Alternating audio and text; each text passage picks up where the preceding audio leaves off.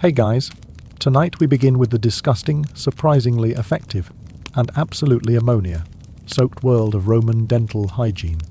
You've seen ancient Rome in movies, marble columns, togas, gladiators. What they don't show you is the part where Romans gargled with urine every morning to keep their teeth white. So, before we go any further, take a moment to like the video and subscribe, but only if you genuinely enjoy what I do here. And let me know in the comments where you are tuning in from and what time it is for you. It is always fascinating to see who is joining us from around the world. Now, dim the lights. Maybe turn on a fan for that soft background hum. And let's ease into tonight's journey together. Imagine this. You are a Roman. It is morning. You've just woken up in your modest apartment block. You're insular. You are getting ready for the day. And the first thing you reach for, before breakfast, before anything else, is a small clay jar filled with fermented human urine. Not metaphorically, not as some kind of ancient joke. Literally, you are about to swish urine around in your mouth. For beauty, for hygiene, for that perfect Roman smile. Welcome to dental care in ancient Rome, where the most popular tooth whitening product was piss. Aged piss, to be specific. The kind that had been sitting long enough to develop that special chemical composition that modern dentists would call effective, and anyone with a nose would call a crime against humanity. Let's start with the why, because surely the Romans had other options. Surely they could have used, I don't know, literally anything else. Mint leaves. Charcoal. Prayer. Nope. They chose urine. And they chose it for a reason that, infuriatingly, makes scientific sense. Urine contains urea. When urine sits and ferments, bacteria break down the urea into ammonia. Ammonia is a powerful cleaning agent. It breaks down organic stains. It dissolves proteins. It bleaches. Which means, yes, technically, scientifically, objectively, urine can whiten your teeth. Not comfortably, not pleasantly, but effectively. The Romans figured this out. Not through chemistry textbooks, obviously. Through trial and error. Through some brave or desperate soul who one day thought, you know what might make my teeth whiter? The thing I pee. Let's try that. And it worked. Which is the worst possible outcome, because it meant everyone started doing it. You wake up. Let's experience this properly. Let's walk through what it was actually like to use urine as mouthwash in ancient Rome. Because knowing it happened is one thing. Understanding the sensory nightmare is another. You are in your room, small dark, shared with your family because privacy is a luxury you can't afford. The jar sits on a small shelf, clay, sealed with a cork. The urine inside has been fermenting for days, maybe weeks. The longer it sits, the better it works. The more ammonia it produces, the more effective the whitening. Also, the more it smells like a public restroom in July. But that is the price of beauty. You pick up the jar, the clay is slightly warm, not from heat, from chemical reactions happening inside.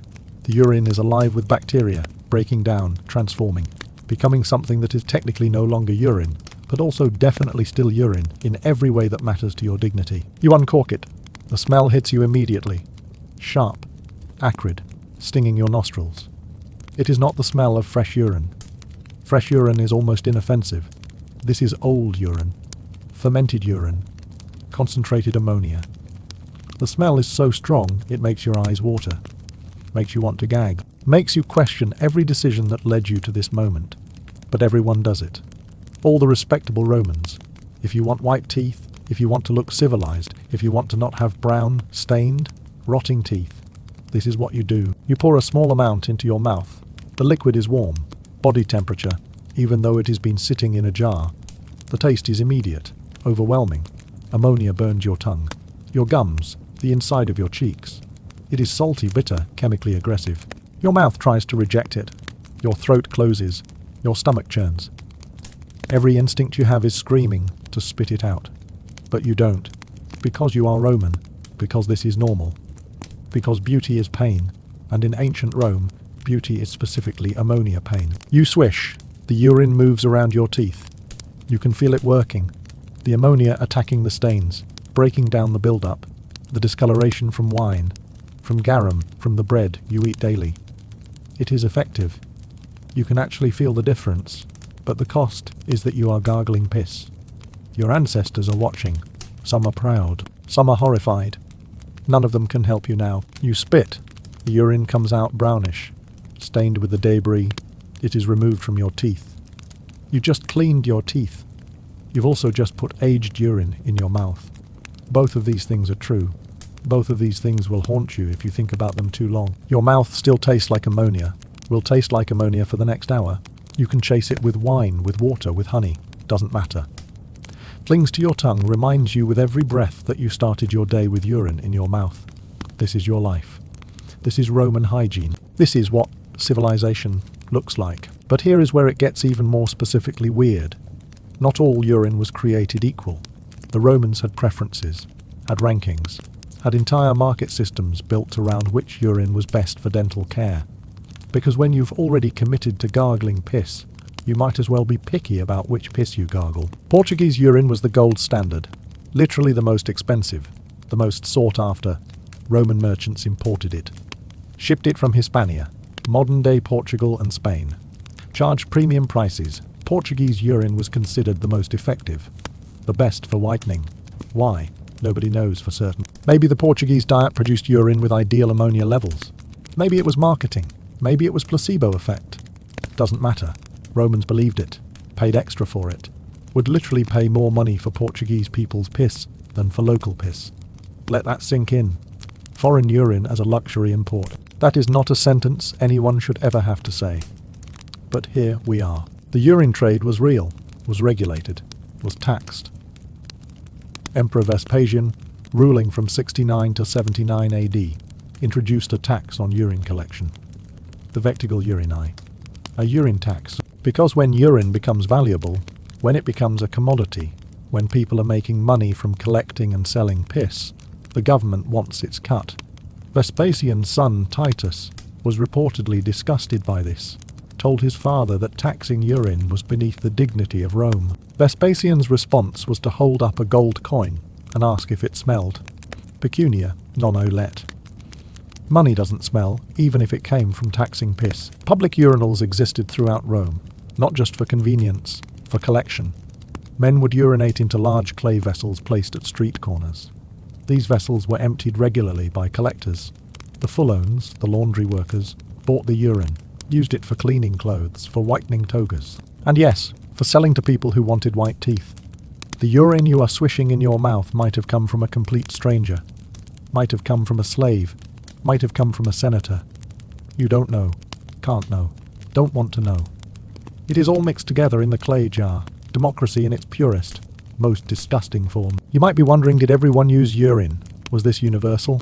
Or did some Romans have standards? The answer is complicated. Rich Romans used urine. Poor Romans used urine. The difference was quality and supplementation. Rich Romans could afford imported Portuguese urine. Could afford to also use other methods. Crushed pumice stone to scrub. Powdered horn to polish. Myrrh and frankincense to mask the ammonia smell. Poor Romans just had urine. Local urine. Whatever they could collect themselves or afford to buy. No additional products. No masking agents. Just straight ammonia and hope. Women used urine for teeth whitening too. Roman beauty standards demanded white teeth, smooth skin, pale complexion, red lips, dark hair. White teeth were essential, a sign of health, of youth, of beauty, of being able to afford tooth care, even if that tooth care was literally piss. Wealthy Roman women had slaves who prepared their urine mouthwash, who sourced the best quality, who mixed it with other ingredients. Rose water to cut the smell, honey to make it slightly less unbearable. Didn't help much, but it helped enough that the psychological comfort of trying was worth it. The process became ritualized. Morning routine for a wealthy Roman woman went like this. Wake up. Slave brings warmed water for face washing. Slave brings the urine jar. You rinse your mouth, spit into a bronze bowl. Slave takes it away. You don't have to see the evidence. Don't have to confront what you just did. The slave brings wine mixed with honey. You rinse again. The ammonia taste fades. Slightly, you apply face makeup. White lead for pale skin. Red ochre for lips. Kohl for eyes. You look beautiful, civilized. Roman, and your teeth are white. Achieved through chemical burns and fermented waste. But white. That is what matters. That is what everyone sees. Not the method, the result. Let's talk about the actual chemistry. Because modern science has confirmed what Romans discovered empirically. Ammonia works. Urine, after fermentation, contains high levels of ammonia. Ammonia is alkaline. It breaks down the acidic compounds that cause teeth staining. It dissolves the biofilm, the plaque, the buildup that makes teeth look yellow or brown. It literally bleaches the enamel. Makes teeth whiter, not safely, not gently, but effectively. The problem is that ammonia is caustic. It damages tooth enamel, erodes it, weakens it. Makes teeth more susceptible to decay. Long-term use of urine as mouthwash would have caused significant dental problems. Sensitivity, cavities, erosion of the protective enamel layer. But Romans didn't know this, didn't have the scientific framework to understand that they were trading short-term whiteness for long-term damage. They saw white teeth. That was enough. That was success. You are using urine daily every morning. Your teeth are white, whiter than they've ever been. But they hurt. They're sensitive to hot and cold. Wine makes them ache. Bread feels rough against them. You don't connect these symptoms to the urine. Why would you? Everyone uses urine. Everyone has sensitive teeth. That is just how teeth are. You don't realize you are slowly destroying your enamel, slowly guaranteeing that by age 40, if you live that long, your teeth will be rotting. But they'll be white while they rot. That is Roman logic. But urine wasn't the only option. Romans had other tooth cleaning methods, some better, some somehow worse. Let's explore the full nightmare of Roman oral hygiene. Because if we're going to be disgusted, we might as well be thoroughly disgusted. Toothpaste existed. Romans made a powder from crushed bones, animal bones, ground into fine powder, mixed with crushed oyster shells for abrasiveness, added powdered charcoal. The result was a gritty, rough paste that you rubbed on your teeth with your finger or a cloth. No toothbrushes. Those didn't exist yet, just your finger and bone powder. Scrubbing, abrading, polishing your teeth with the skeletal remains of animals. Not pleasant, but compared to urine, almost refreshing. Some recipes included more exotic ingredients. Powdered coral, crushed pearls, for the very wealthy. The logic was that hard substances would polish teeth, make them smooth and white. The reality was that highly abrasive powders stripped enamel, scratched teeth, created rough surfaces where stains could accumulate more easily, made the problem worse, but nobody knew. They just knew their teeth were white, temporarily. Before the damage caught up, other ingredients were added for flavor, or what Romans considered flavor. Iris root, myrrh, nard. Spices that were expensive, that signaled wealth. That made the bone powder taste like something other than death. Not better, just different. You are rubbing your teeth with ground bones flavored with luxury spices. You are wealthy enough to make your skeleton powder fancy. Congratulations. This is success. Some Romans used burnt bread. Seriously, they would burn bread until it was pure charcoal. Crush it into powder. Use it to clean teeth. The charcoal was absorbent, drew out stains, polished enamel. It actually worked relatively well, was probably the least harmful of Roman tooth cleaning methods, but it was also associated with poverty. Rich Romans used bone powder and urine. Poor Romans used burnt bread. The hierarchy of dental care based on how disgusting and expensive your method was. Only in Rome. Toothpicks were popular, made from wood, metal, even porcupine quills. Romans picked their teeth constantly, after meals throughout the day. In public it was considered normal, polite, even showed that you cared about your appearance, about removing food debris. The toothpicks were reusable, you carried them, often on a chain around your neck or attached to your belt. Your personal toothpick that you used for years.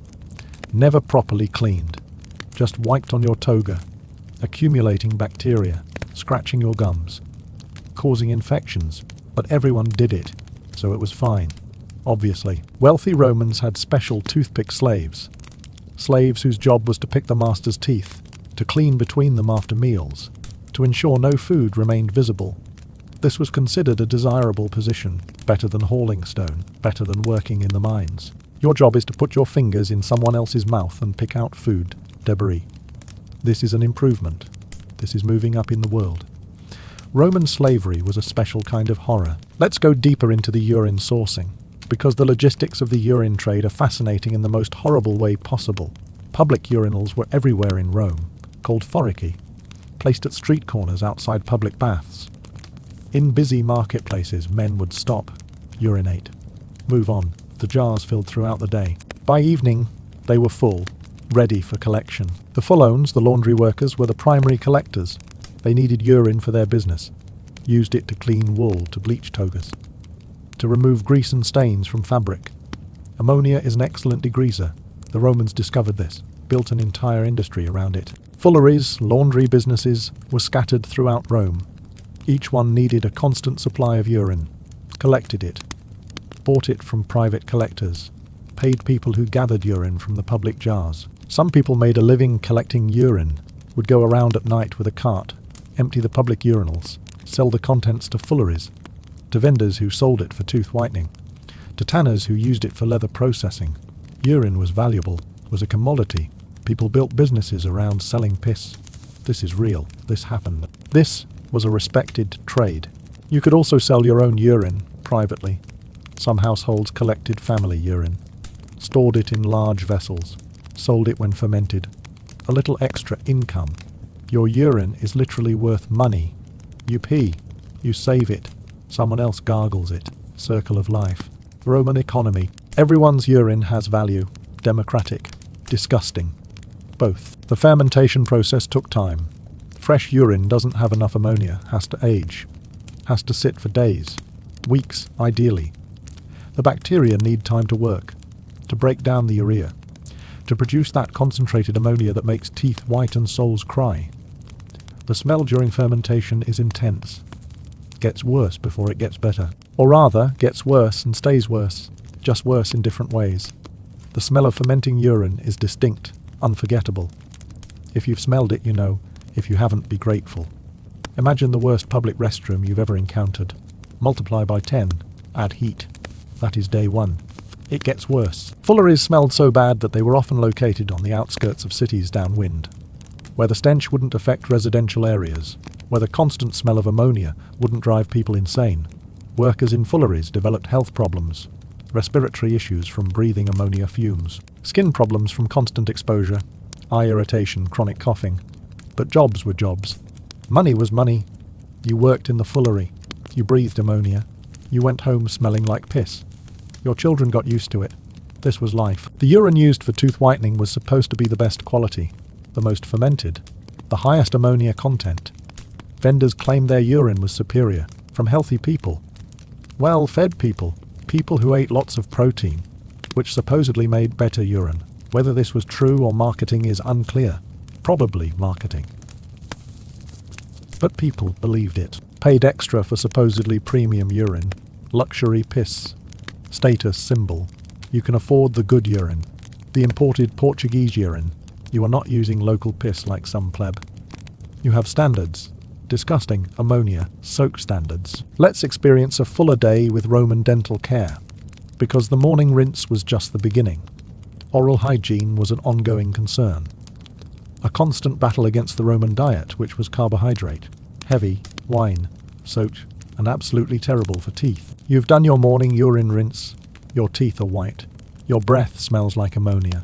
You head to breakfast, bread. Lots of bread. Roman bread was made from coarse flour, often included sand, actual sand, from the grinding stones used to mill wheat. Eating Roman bread was like eating sandpaper. It abraded your teeth, wore down enamel, created a rough surface. But it was cheap. It was filling. It was what everyone ate. 3 times a day. Breakfast, lunch, dinner. Bread. Your teeth are being slowly ground down with every meal. You drink wine. Romans drank wine constantly. With every meal, throughout the day, wine mixed with water. Except the wine was acidic, eroded enamel, stained teeth, made them yellow and brown despite your urine rinses. The tannins in wine clung to teeth, built up, created that brownish tint that you'd rinse away tomorrow morning with more urine. The cycle continues. Wine stains. Urine whitens. Wine stains. Urine whitens. Your teeth are caught in an endless chemical war. They will lose. Lunch might include garum, Roman fish sauce, made from fermented fish guts, salty pungent, absolutely destructive to teeth. The salt and acid combination attacked enamel. The smell lingered in your mouth, mixed with the lingering ammonia from the morning. The result was a breath situation that can only be described as biological warfare.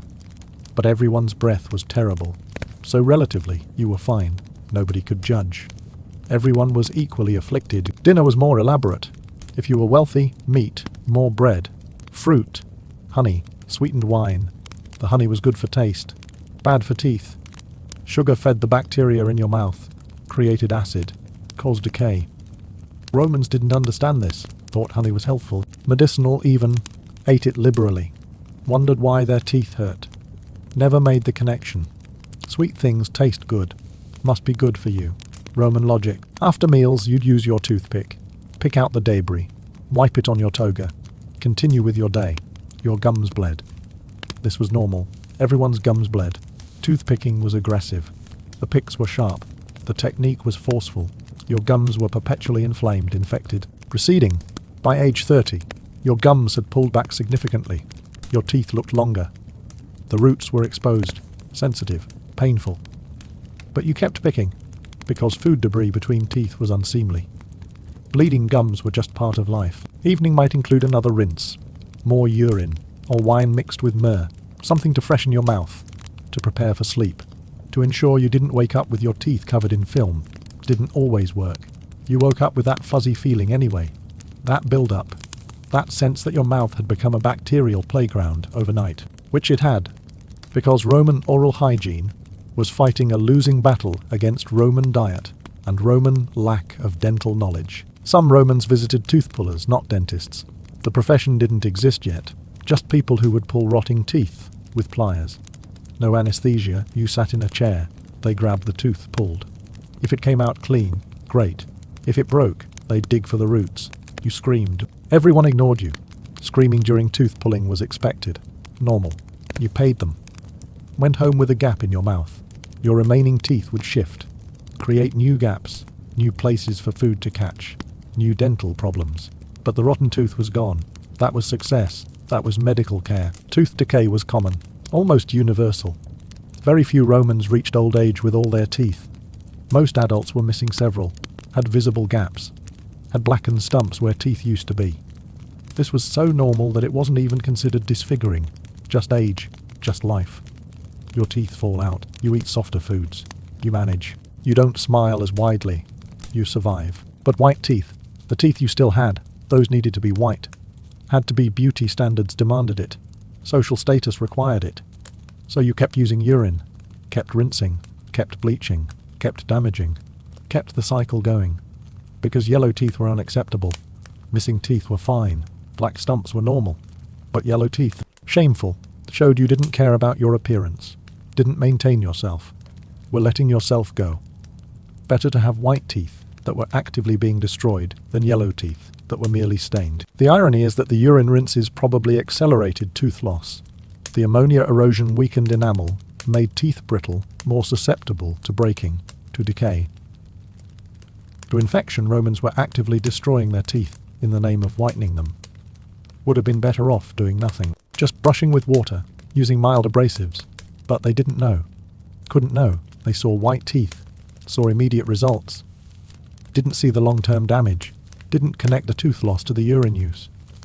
Just thought teeth naturally fell out with age, which they did. But the urine made it worse. Faster, more painful. Let's talk about the social aspects, because urine use for dental care wasn't hidden, wasn't shameful, was openly discussed, recommended. Merchants advertised their urine quality. Vendors had reputations.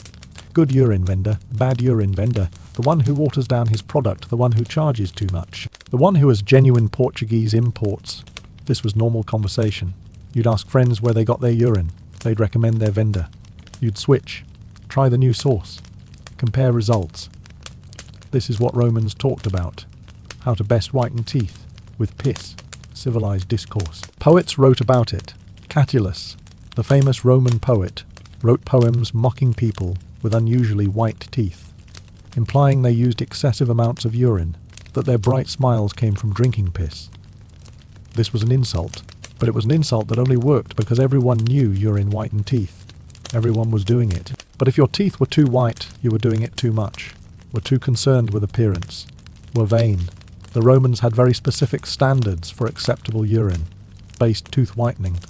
Too little, your teeth were yellow. Too much, you were vain. The Goldilocks zone of piss gargling. Medical writers documented it. Pliny the Elder, in his Natural History, described urine as a tooth whitener, recommended it, listed it alongside other remedies, gave instructions for proper use. This wasn't fringe medicine, wasn't folk remedy practiced by the ignorant. This was mainstream medical advice. Written down, distributed, taught. If you went to a Roman doctor complaining of yellow teeth, they'd tell you to use urine, would recommend Portuguese urine specifically, would send you to a vendor. This was standard care. Wealthy Romans had chamber pots in their bedrooms, would urinate during the night. In the morning that urine was collected, sometimes used fresh for immediate tooth rinsing, sometimes saved for fermentation. Your own urine used on yourself. At least you knew the source, knew it was yours. Some Romans preferred this. More dignified, somehow, using your own waste product versus someone else's.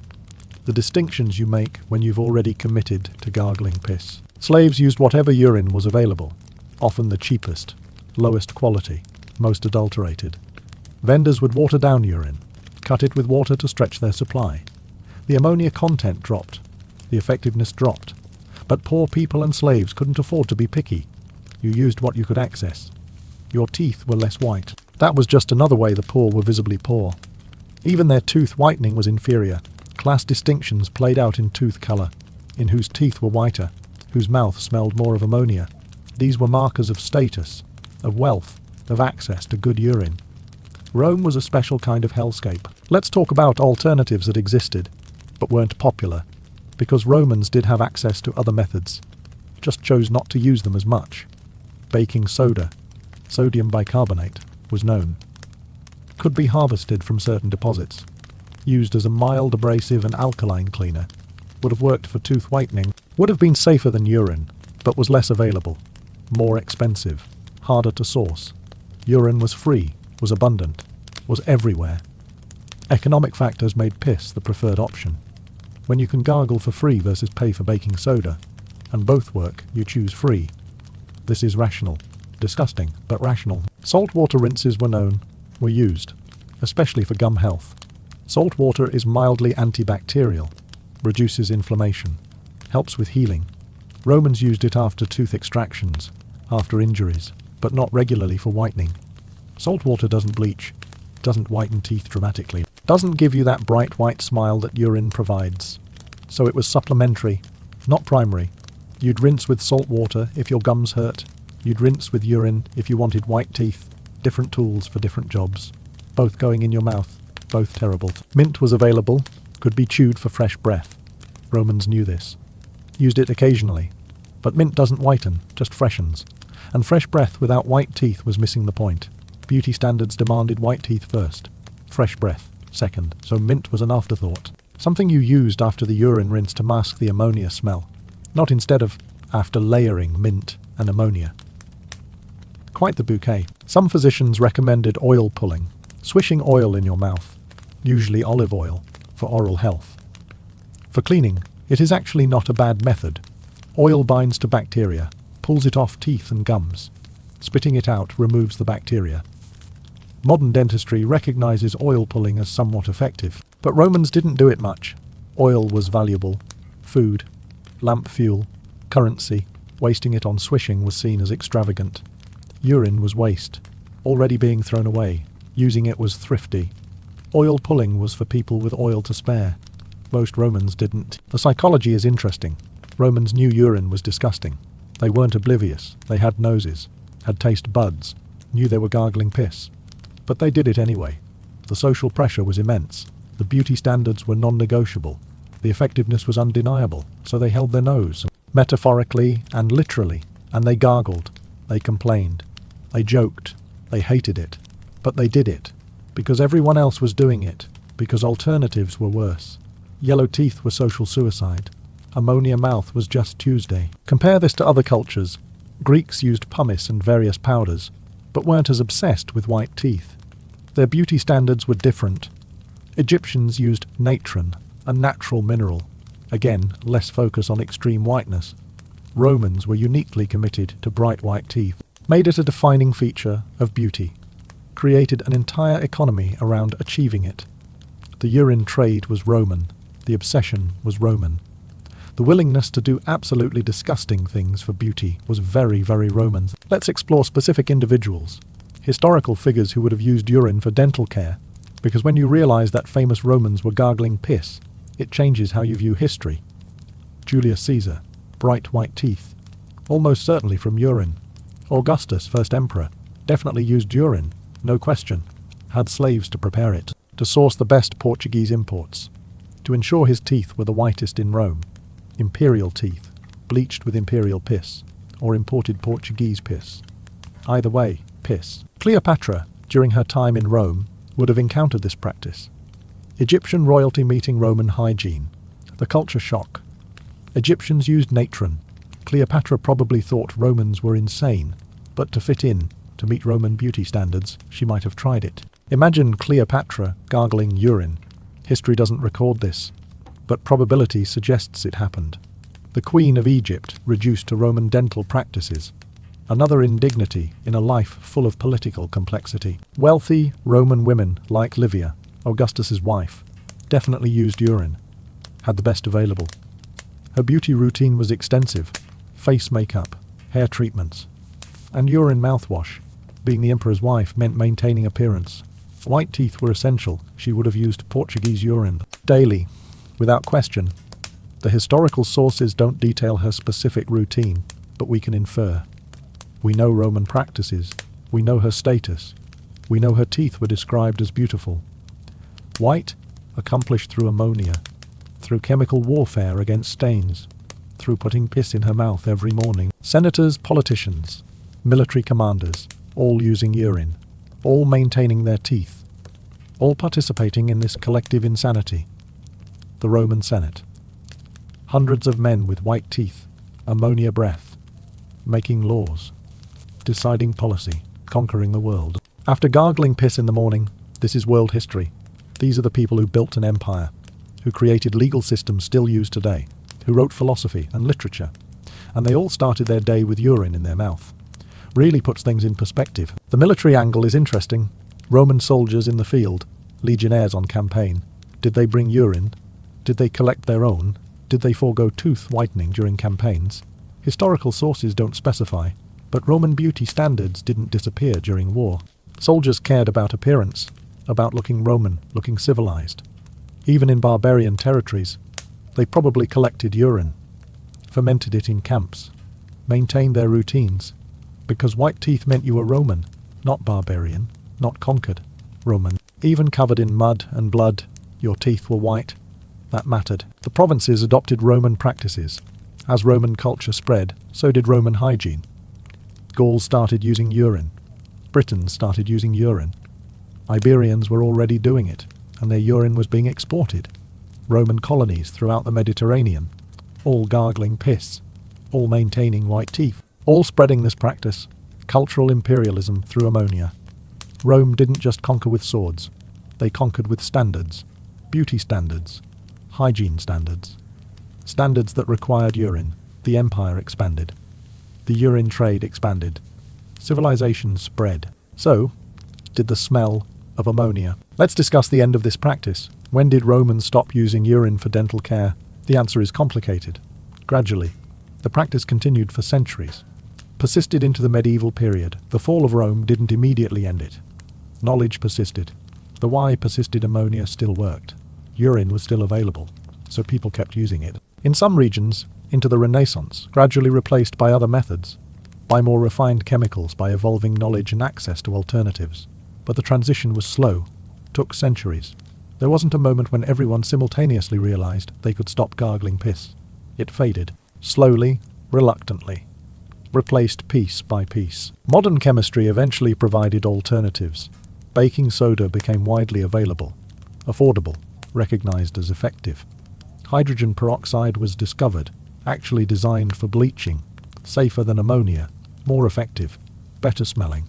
These replaced urine, but not quickly. Old habits die hard, especially habits maintained for centuries. Some people trusted urine, knew it worked, were suspicious of new products, stuck with tradition, with what their ancestors used. With piss, change is slow. The disgust factor eventually won, as hygiene standards evolved, as germ theory emerged, as people began understanding bacteria and disease transmission.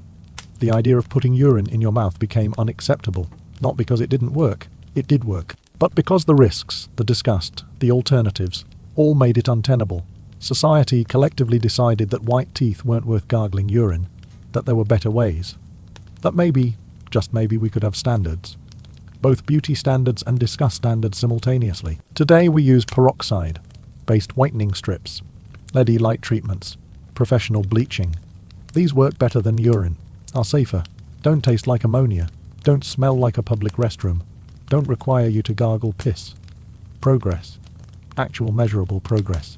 The modern world has problems, many problems, but our tooth whitening methods are superior. That is something small comfort in a complicated world. But still, we've improved. The urine tax remained, even after Vespasian, even as the practice slowly declined, because once you establish a revenue stream, governments keep it. The tax evolved, applied to different industries. But the principle remained, pecunia non olet. Money doesn't smell, even money from piss. This phrase entered language, became a saying, used today. People quote Vespasian. Don't always know the context. Don't realize he was talking about taxing urine, about defending a tax on piss. That is what the saying means. That is the origin. Money from urine doesn't smell. Or if it does, you hold your nose and count it anyway. Let's examine the long-term dental health of Romans. Because with all this urine use, with the abrasive tooth powders, with the constant wine and rough bread, Roman teeth were not in good shape. Skeletons from Roman times show extensive dental problems. Cavities, abscesses, tooth loss, erosion, enamel destruction, bone loss in the jaw from infections. These were people in constant dental pain, chronic pain, no relief, no treatment except traction. And they kept using urine, kept thinking it was helping, kept pursuing white teeth while their dental health collapsed. The average Roman probably lost several teeth by age 30. Most teeth by age 50, if they live that long. The wealthy had better outcomes, better diet, better access to care, but still lost teeth, still suffered, still dealt with chronic infections. Abscesses that could kill, did kill, dental infections spreading to the brain, to the blood. Sepsis, death, from a tooth problem, that started with pursuing white teeth, with using ammonia, with Roman beauty standards demanding a whiteness that the methods available couldn't safely provide. Children started urine rinses young, by age 10 or so, when adult teeth were in, when appearance started mattering, when they needed to look Roman to fit in, to meet standards. They learned to hate it, learned to tolerate it, learned that this was just how life was, how hygiene worked. They grew up thinking gargling piss was normal, was necessary, was what civilized people did, and they taught their children the same, generation after generation. Centuries of Romans putting urine in their mouths, teaching their children to put urine in their mouths, normalizing it, making it tradition, making it culture. The slaves who handled urine, who collected it, who prepared it, who brought it to masters and mistresses, who poured it, who cleaned the spitting bowls. These slaves dealt with urine constantly. Their entire lives revolved around managing other people's piss. Some specialized, became expert urine handlers, knew how to judge fermentation, knew quality, knew when ammonia levels were optimal. This expertise was valuable, made them more valuable as slaves. Your skill is judging piss quality. That is what you bring to the table. That is your value. Roman slavery found new lows daily. The psychological toll is hard to estimate. Romans wrote about many things: philosophy, law, poetry. They didn't write much about how they felt about gargling urine, about the emotional impact, about the daily indignity. Either they didn't think about it, which seems unlikely, or they did think about it and didn't want to write it down, didn't want to admit vulnerability, didn't want to complain about something everyone was doing, suffered in silence, in collective normalized disgust, kept their feelings private, kept gargling. Some Romans refused. Had to have been some. Individuals who said no, who chose yellow teeth over urine mouth, who rejected beauty standards, who accepted social consequences. History doesn't record them, doesn't celebrate them. They were probably mocked, ostracized, told they were dirty, uncivilized. Not Roman. The pressure to conform was intense, but human nature suggests some resisted, some few, probably poor, probably marginalized already, who had nothing to lose by also having yellow teeth, these unknown heroes, who stood against peer pressure against emperors, against centuries of tradition, and kept their dignity by not gargling piss. We don't know their names, but we can imagine they existed. Hope they existed. Modern people find this horrifying, disgusting, incomprehensible. How could anyone gargle urine? How could that be normal?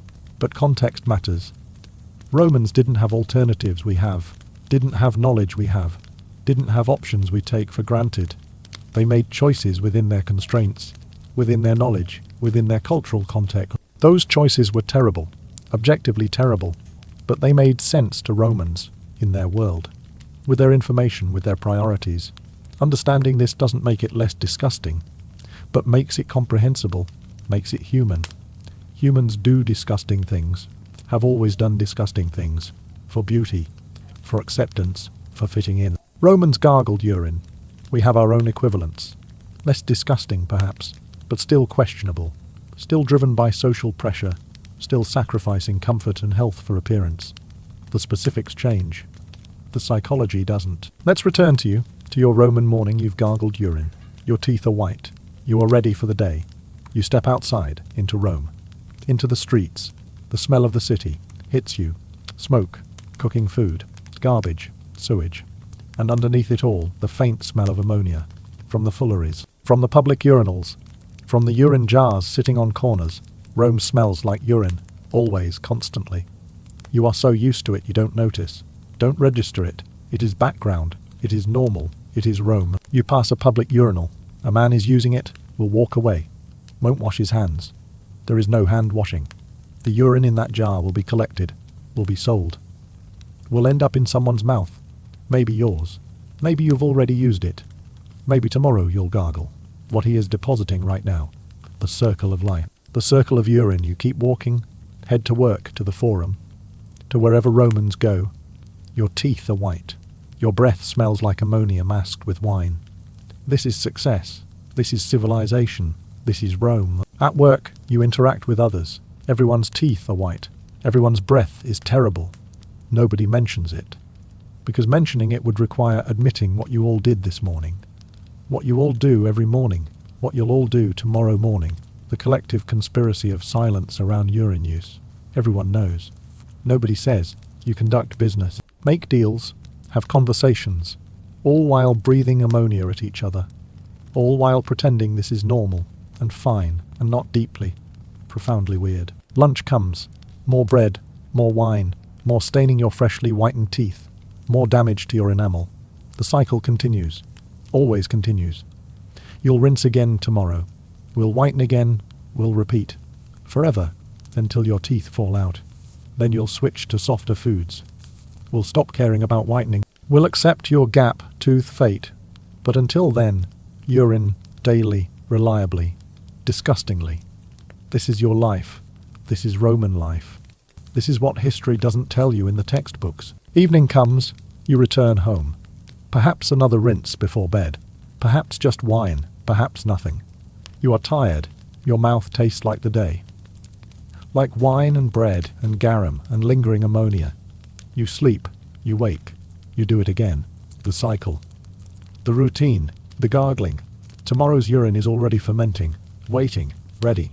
You'll use it. You have no choice. Or rather you have a choice, but the social cost is too high. So it is not really a choice. It is necessity. Disguised as choice. That is most of life, really. But in Rome, it specifically involves urine. The broader implications are worth considering. What does this tell us about Rome, about Romans, about human nature?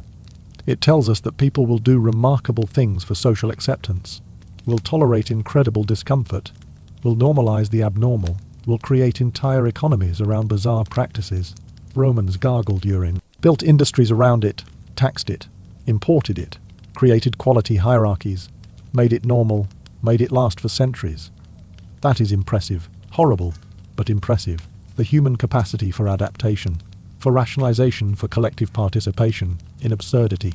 It is remarkable. It also tells us about beauty standards, about how arbitrary they are, about how powerfully they shape behavior. White teeth meant beauty in Rome, meant civilization, meant Romanness. So people gargled urine. If the standard had been different, if yellow teeth were beautiful, none of this would have happened. Beauty standards are constructed. are cultural, are arbitrary, but their effects are real, are powerful, shape lives, shape choices, shape what people will put in their mouths.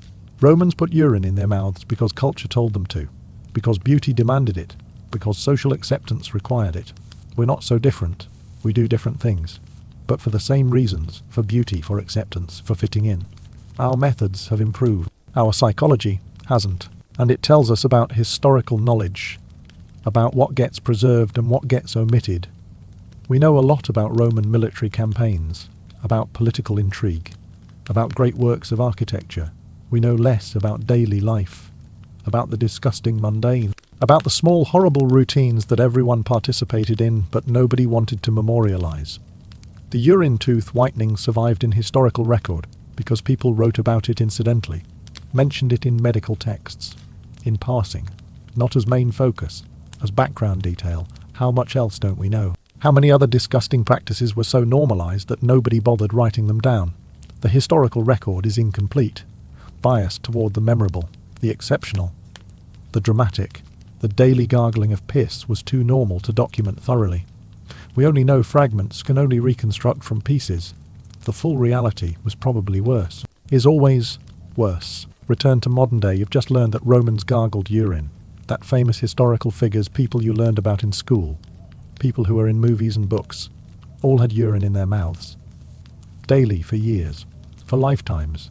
Julius Caesar, Augustus, Livia, senators, soldiers, poets, all of the gargling. This is real history. This happened. These are facts that schools conveniently omit, that textbooks gloss over, that movies definitely don't show. But it is true. It is documented. It is undeniable. Ancient Rome, marble and glory and conquest and empire, built by people who gargled fermented piss every morning. What do you do with this information? You can't unknow it, can't unlearn it. Every time you see a movie with Romans, you'll think about it. Every time someone mentions ancient Rome, you'll remember the glory of Rome, the grandeur, the civilization, and the urine, always the urine. It is a more complete picture now, more honest, more human, less romanticized, more real. Romans were people who did people things, including disgusting things, including urine things. They're not mythical, not idealized. They're human, flawed, desperate for beauty. Willing to gargle piss for it, that is humanity. That is history. That is the truth behind the marble columns and Latin phrases. The lesson, if there is one, is about cost.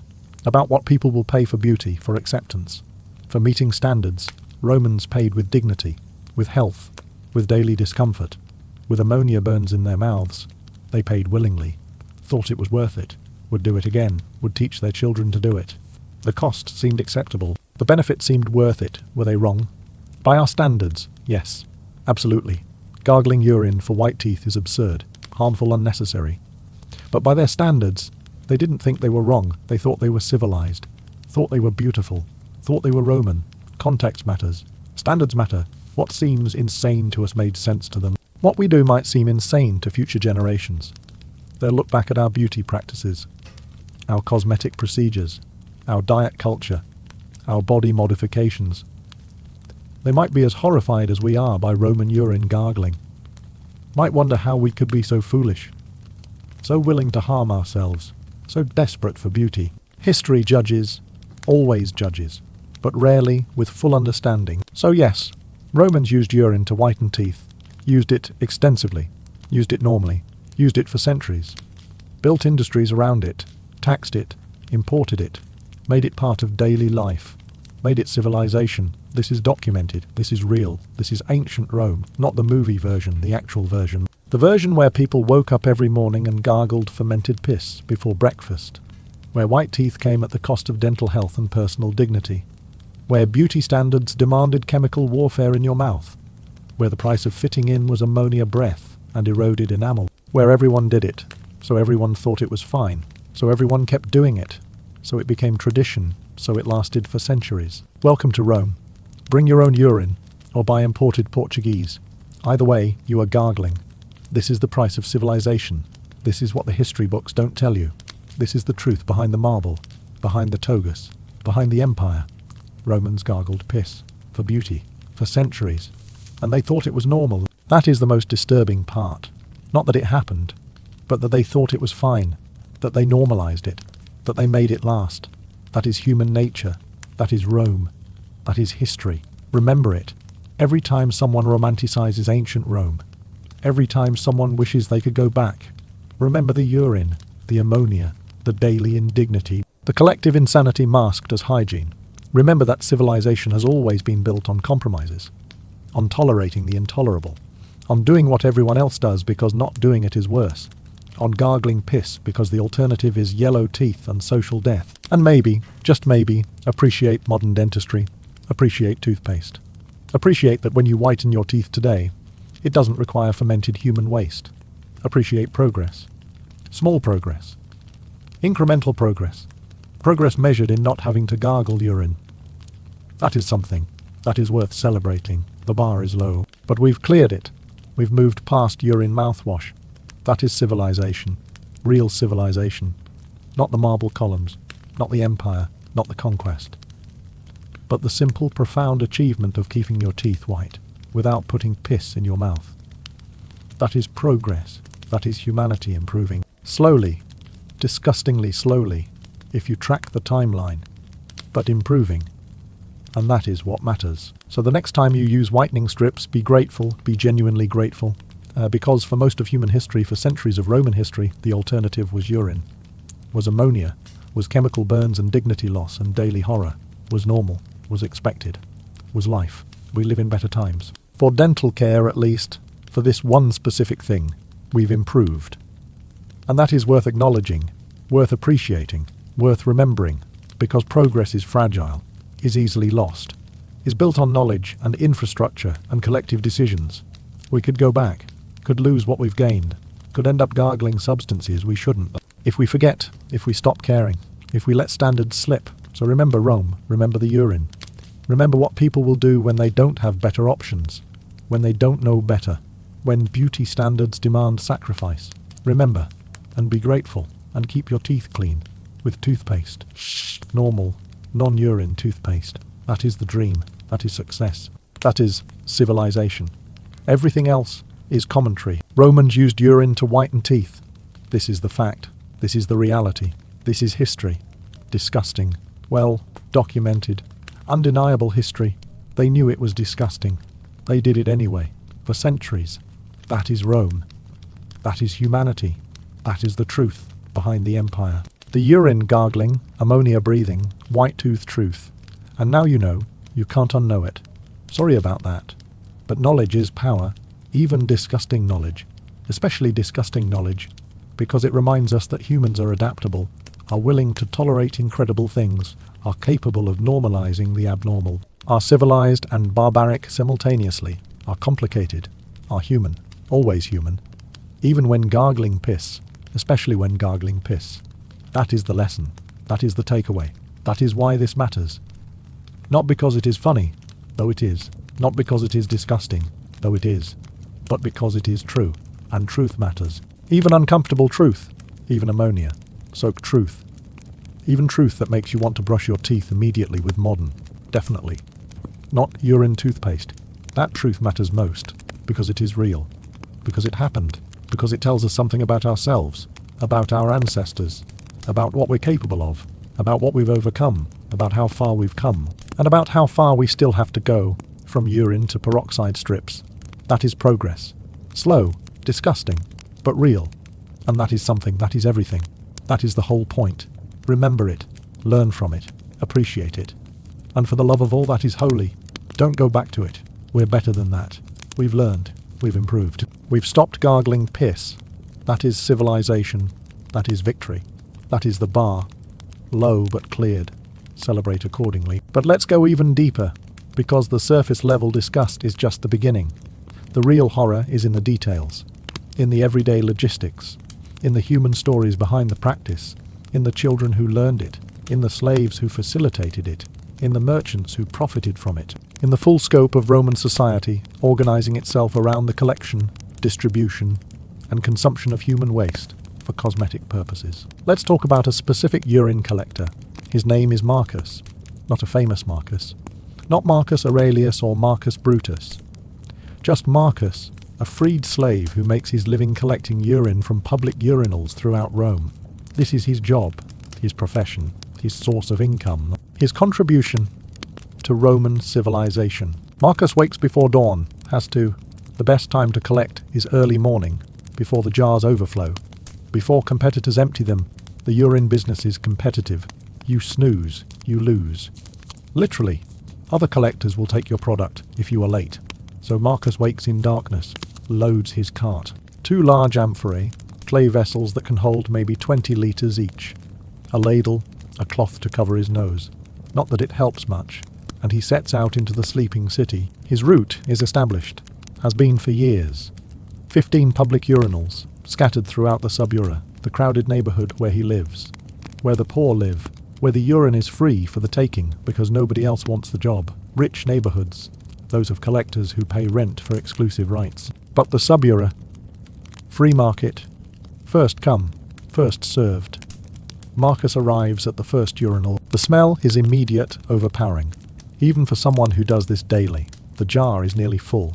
Men urinated here all evening. All night, the urine is already beginning to ferment. Already starting to smell of ammonia. But it is not ready, not concentrated enough. This is the fresh stuff. Needs days of fermentation before it is useful for tooth whitening, but it is valuable for fulling, for laundry, for leather tanning. Marcus ladles it into his amphora, careful not to spill. Spilled urine is lost profit. He fills one jar completely, moves to the next urinal. By the time dawn breaks, Marcus has filled both amphorae, 40 litres of urine. His cart is heavy. He pushes it through waking streets. Other Romans are emerging, heading to work, to the forum. To their daily business, they see Marcus, see his cart, know what he is transporting, most ignore him. Some wrinkle their noses, a few make jokes, piss collector, urine merchant. The man who sells what everyone throws away. Marcus has heard it all, doesn't care. His job pays, feeds his family, keeps him housed. Better than begging, better than many alternatives. He pushes his cart toward the fullery. The fullery is his main customer, pays reliable prices, buys whatever Marcus brings, uses urine for everything, cleaning wool, bleaching togas. The fullers need constant supply. Marcus is one of many collectors who provide it, but he has his route, his relationships, his reputation. He brings good quality urine, fresh, unadulterated, doesn't cut it with water like some collectors, doesn't try to sell old urine as fresh. The fullers trust him, pay him fairly. This relationship is his livelihood. He arrives at the fullery. The smell here makes the public urinals seem pleasant. This is industrial scale urine use. Vats of it fermenting. Workers standing in it, barefoot, stomping wool in urine baths. The ammonia in the air is thick enough to see. A haze. Workers' eyes are red. Streaming. They're coughing. But working. Always working. This is their job. Standing in piss, breathing ammonia, cleaning rich people's clothes, the fullers who own the business. They don't stand in the vats, they manage, count money, breathe clean air in their offices. The workers get the ammonia, get the lung damage, get the chemical burns, get the pay that barely covers rent. Marcus sells his urine, gets his coins. The transaction is quick, businesslike. Nobody lingers at a fullery. The smell is too intense. He leaves, but his day isn't over. Because Marcus has a second income stream, he saves some urine. The best quality, lets it ferment at home. In his small courtyard, in large jars covered with cloth, for weeks, until the ammonia concentration is perfect. Then he sells it, directly to customers, for tooth whitening. At much higher prices than the fullery pays. This is where real money is. Premium urine, properly fermented, sold to individuals who care about their teeth, about their appearance, about having the whitest smile possible. Marcus has regular customers, a shopkeeper, a scribe, a few prostitutes who need white teeth for their profession. They buy his urine, trust his quality, know that he ferments it properly, that he doesn't rush the process, that his product works. Marcus is proud of this, proud that his urine is sought after, that people request him specifically, that his fermentation technique is recognized as superior. He is a craftsman, in his own way, a master of his disgusting trade. One customer is teaching his son to use urine. The son is 12, old enough for adult teeth, old enough to care about appearance, old enough to learn Roman hygiene. The father buys a jar from Marcus, takes it home, calls his son. This is a moment, a rite of passage, teaching your son to gargle piss like a civilized Roman. The father demonstrates first, pours urine into his mouth, swishes, spits. His teeth shine white. He smiles. See, this is how it is done. Your turn. The boy is hesitant, afraid. The jar smells terrible, worse than anything he has encountered. The father is patient, firm. Everyone does this. All Romans. Even the emperor. Especially the emperor. This is part of being Roman. Part of being civilized. Part of growing up. The boy needs to learn. Needs to participate. Needs to maintain standards. He picks up the jar, his hand shakes. His father encourages. Just a small amount. Quick swish. Spit it out. You'll get used to it.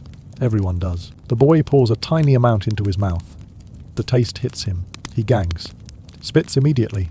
His father laughs. Not mockingly. Sympathetically. Everyone reacts that way the first time. It gets easier. Or you get tougher. Same result. Try again. Smaller amount this time. The boy tries. Gags again. But keeps trying. Because his father is watching. Because this is important. Because Roman boys don't quit. Don't show weakness. Don't reject civilization's demands. He tries again and again. By the 10th attempt, he can hold it for a few seconds before spitting. His father is proud. Good, you are learning. Tomorrow will be easier. And the day after that, soon it'll be routine. You won't even think about it. Just part of your morning. Like waking up. Like getting dressed. Like being Roman. This scene repeats throughout Rome, throughout the empire. Thousands of fathers teaching thousands of sons. Thousands of mothers teaching thousands of daughters. The generational transmission of urine gargling. The perpetuation of the practice. The normalization. Each child thinks they're the only one who finds it disgusting, who struggles, who wants to refuse. But they see their parents doing it, see their siblings doing it, see everyone doing it, so they learn. They adapt, they accept, they internalize the practice, and years later they'll teach their own children. The cycle continues, generation after generation, century after century, the practice embedded in culture, in family, in the very definition of what it means to be Roman. Let's visit a Roman bathhouse, because public bathing was central to Roman life, and oral hygiene intersected with bathing in interesting ways. You are at the public baths, mid-afternoon. The baths are crowded. Men are bathing, exercising, socializing, conducting business. This is Roman social life. The baths are where everything happens, and yes, oral hygiene happens here too. Some Romans bring their urine jars to the baths, rinse their teeth in the changing room before bathing. Others rinse after. The bathhouse has public urinals too, right there, near the bathing pools. Men urinate. The jars fill. Eventually, someone collects them. The same urine you are standing near while bathing might be sold tomorrow for tooth whitening. The proximity is disturbing, but nobody cares. Nobody comments. It is normal. It is Rome. Urine is everywhere, constantly present, constantly collected, constantly used. The bathhouse also has tooth powder for sale. Vendors set up near the entrance, selling their powders, their pastes, their urine. Some bathhouse regulars buy their urine here, fresh from the vendor. Take it to the changing room. Rinse right there. Spit into the drainage channels. The bathhouse drains are constantly flowing with water, soap, oil scraped from bodies, and yes, urine spit. Everything mixed together, flowing into the sewers, into the cloaca maxima. Rome's great sewer, engineering marvel, carrying away the city's waste, including the waste of waste. The urine used to clean teeth, spit out, washed away, replaced tomorrow by more urine. The cycle is eternal. At the baths you see the full spectrum of Roman dental health. Young men with white teeth, using urine regularly, maintaining appearance. Middle-aged men with gaps, some white teeth, some missing. The beginning of decay old men, if they've lived that long with few teeth remaining. Those they have are stumps, blackened, broken. But the few remaining, often white.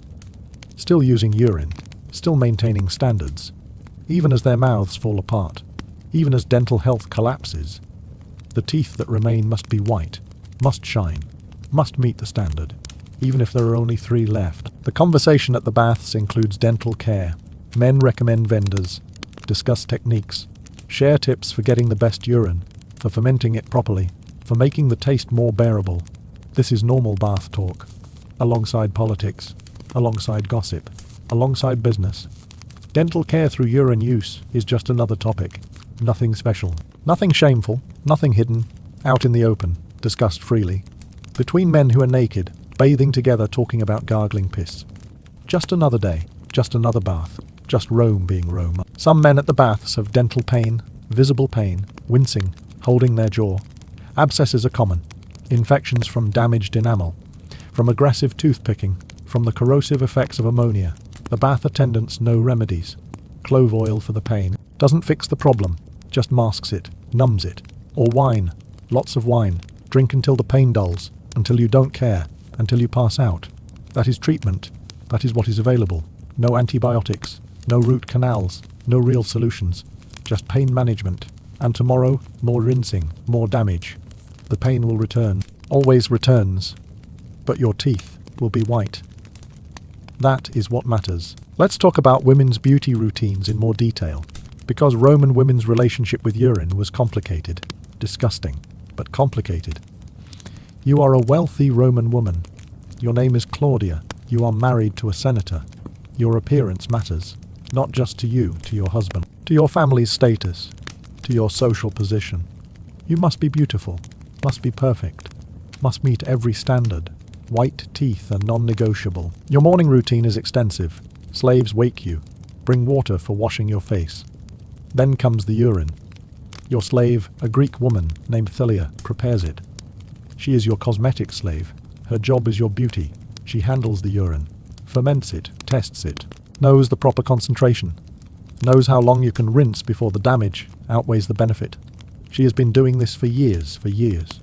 For your mother before you, she is an expert. Thalia brings the urine in a small silver cup, not clay. You are wealthy. Your urine is served in silver. Doesn't change the contents. Still piss. Still disgusting. But the container is pretty, that matters. Psychologically. Makes it slightly more bearable. Slightly more dignified. You take the cup. Thalia stands nearby. Ready with the spitting bowl. Ready with the wine rinse. Ready to take away the evidence. You pour the urine into your mouth. Try not to taste it.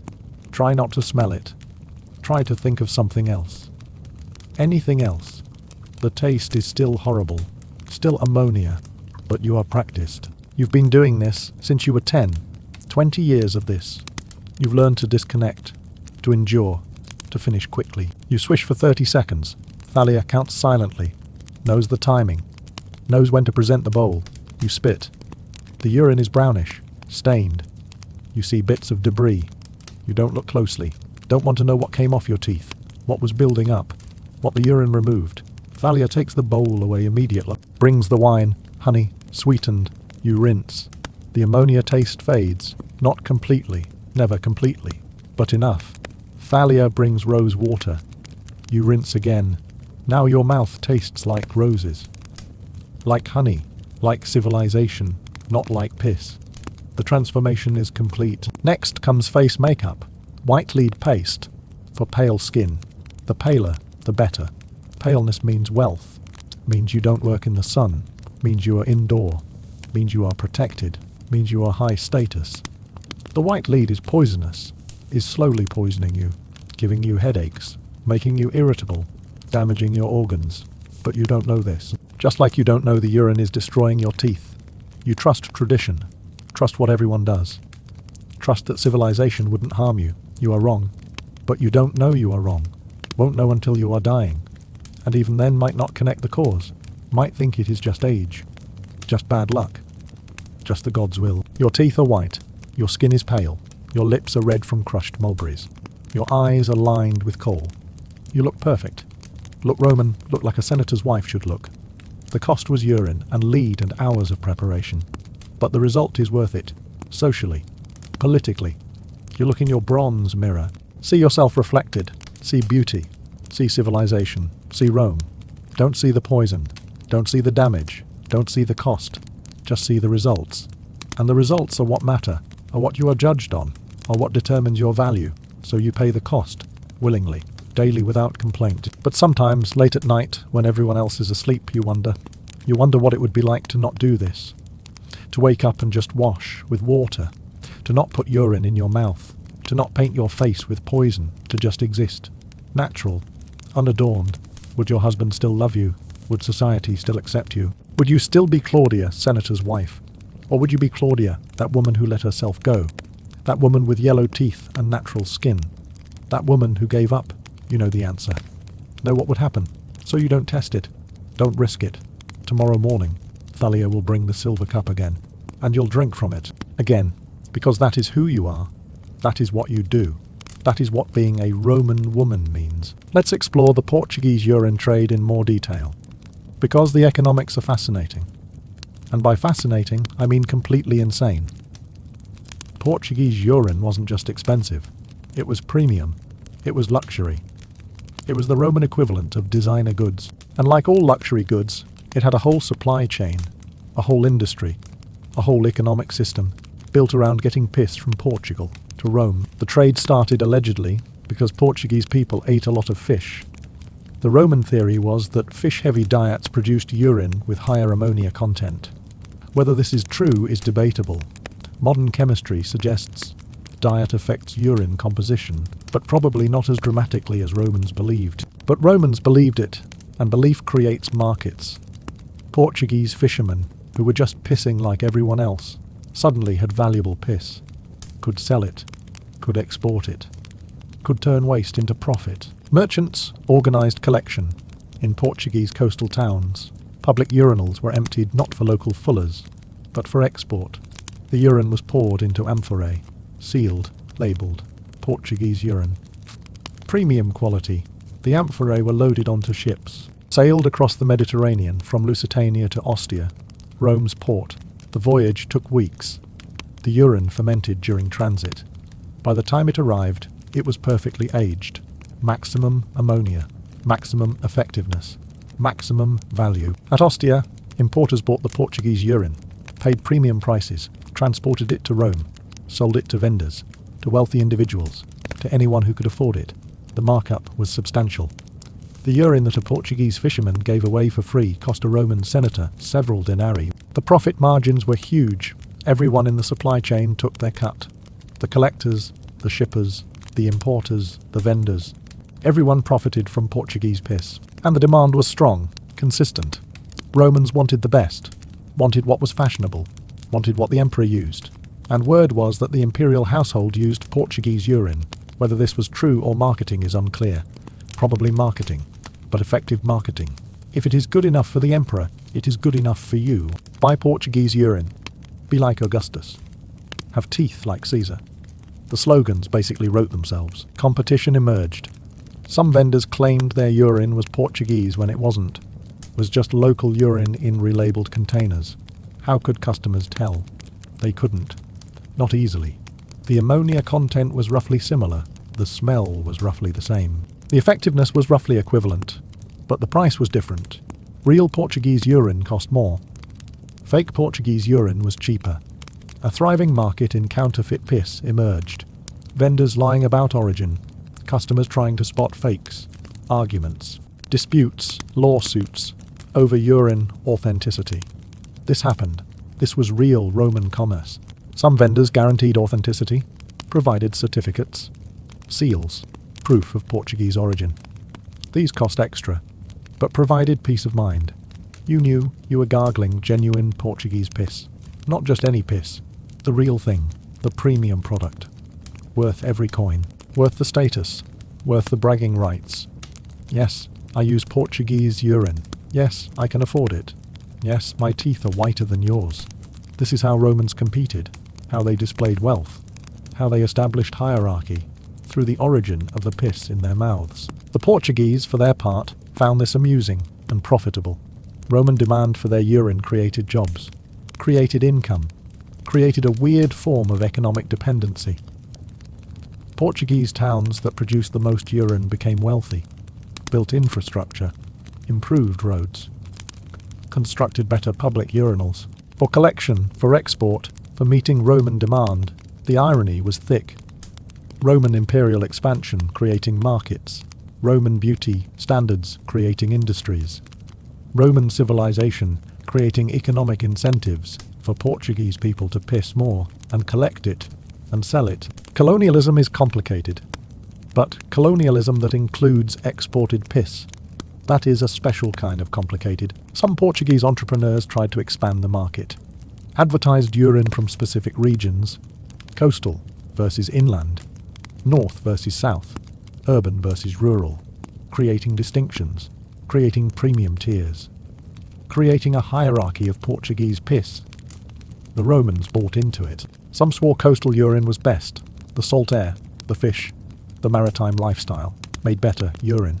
Others preferred inland, the pastoral diet, the fresh water. The different mineral content made superior ammonia. Arguments raged. Preferences developed. Entire subcultures formed around Portuguese urine preferences. This is real. This happened. Humans are capable of making anything complicated, including which region's piss they prefer. Let's visit a fullery in more detail, because these businesses were central to the urine economy, and they were absolutely horrifying. You are entering a fullery. The smell hits you 50 feet away, ammonia overwhelming, stinging your eyes, making you cough. But you are here to do business. You push forward. Inside, the fullery is busy, loud, wet. Workers are everywhere, doing different tasks. In the corner, men are standing in large vats, barefoot, stomping wool submerged in urine. This is the cleaning process. The ammonia in the urine breaks down the oils in the wool, removes dirt, removes grease, removes everything. The workers stomp rhythmically for hours. Their feet are chemical burns, cracked, bleeding, but they keep stomping.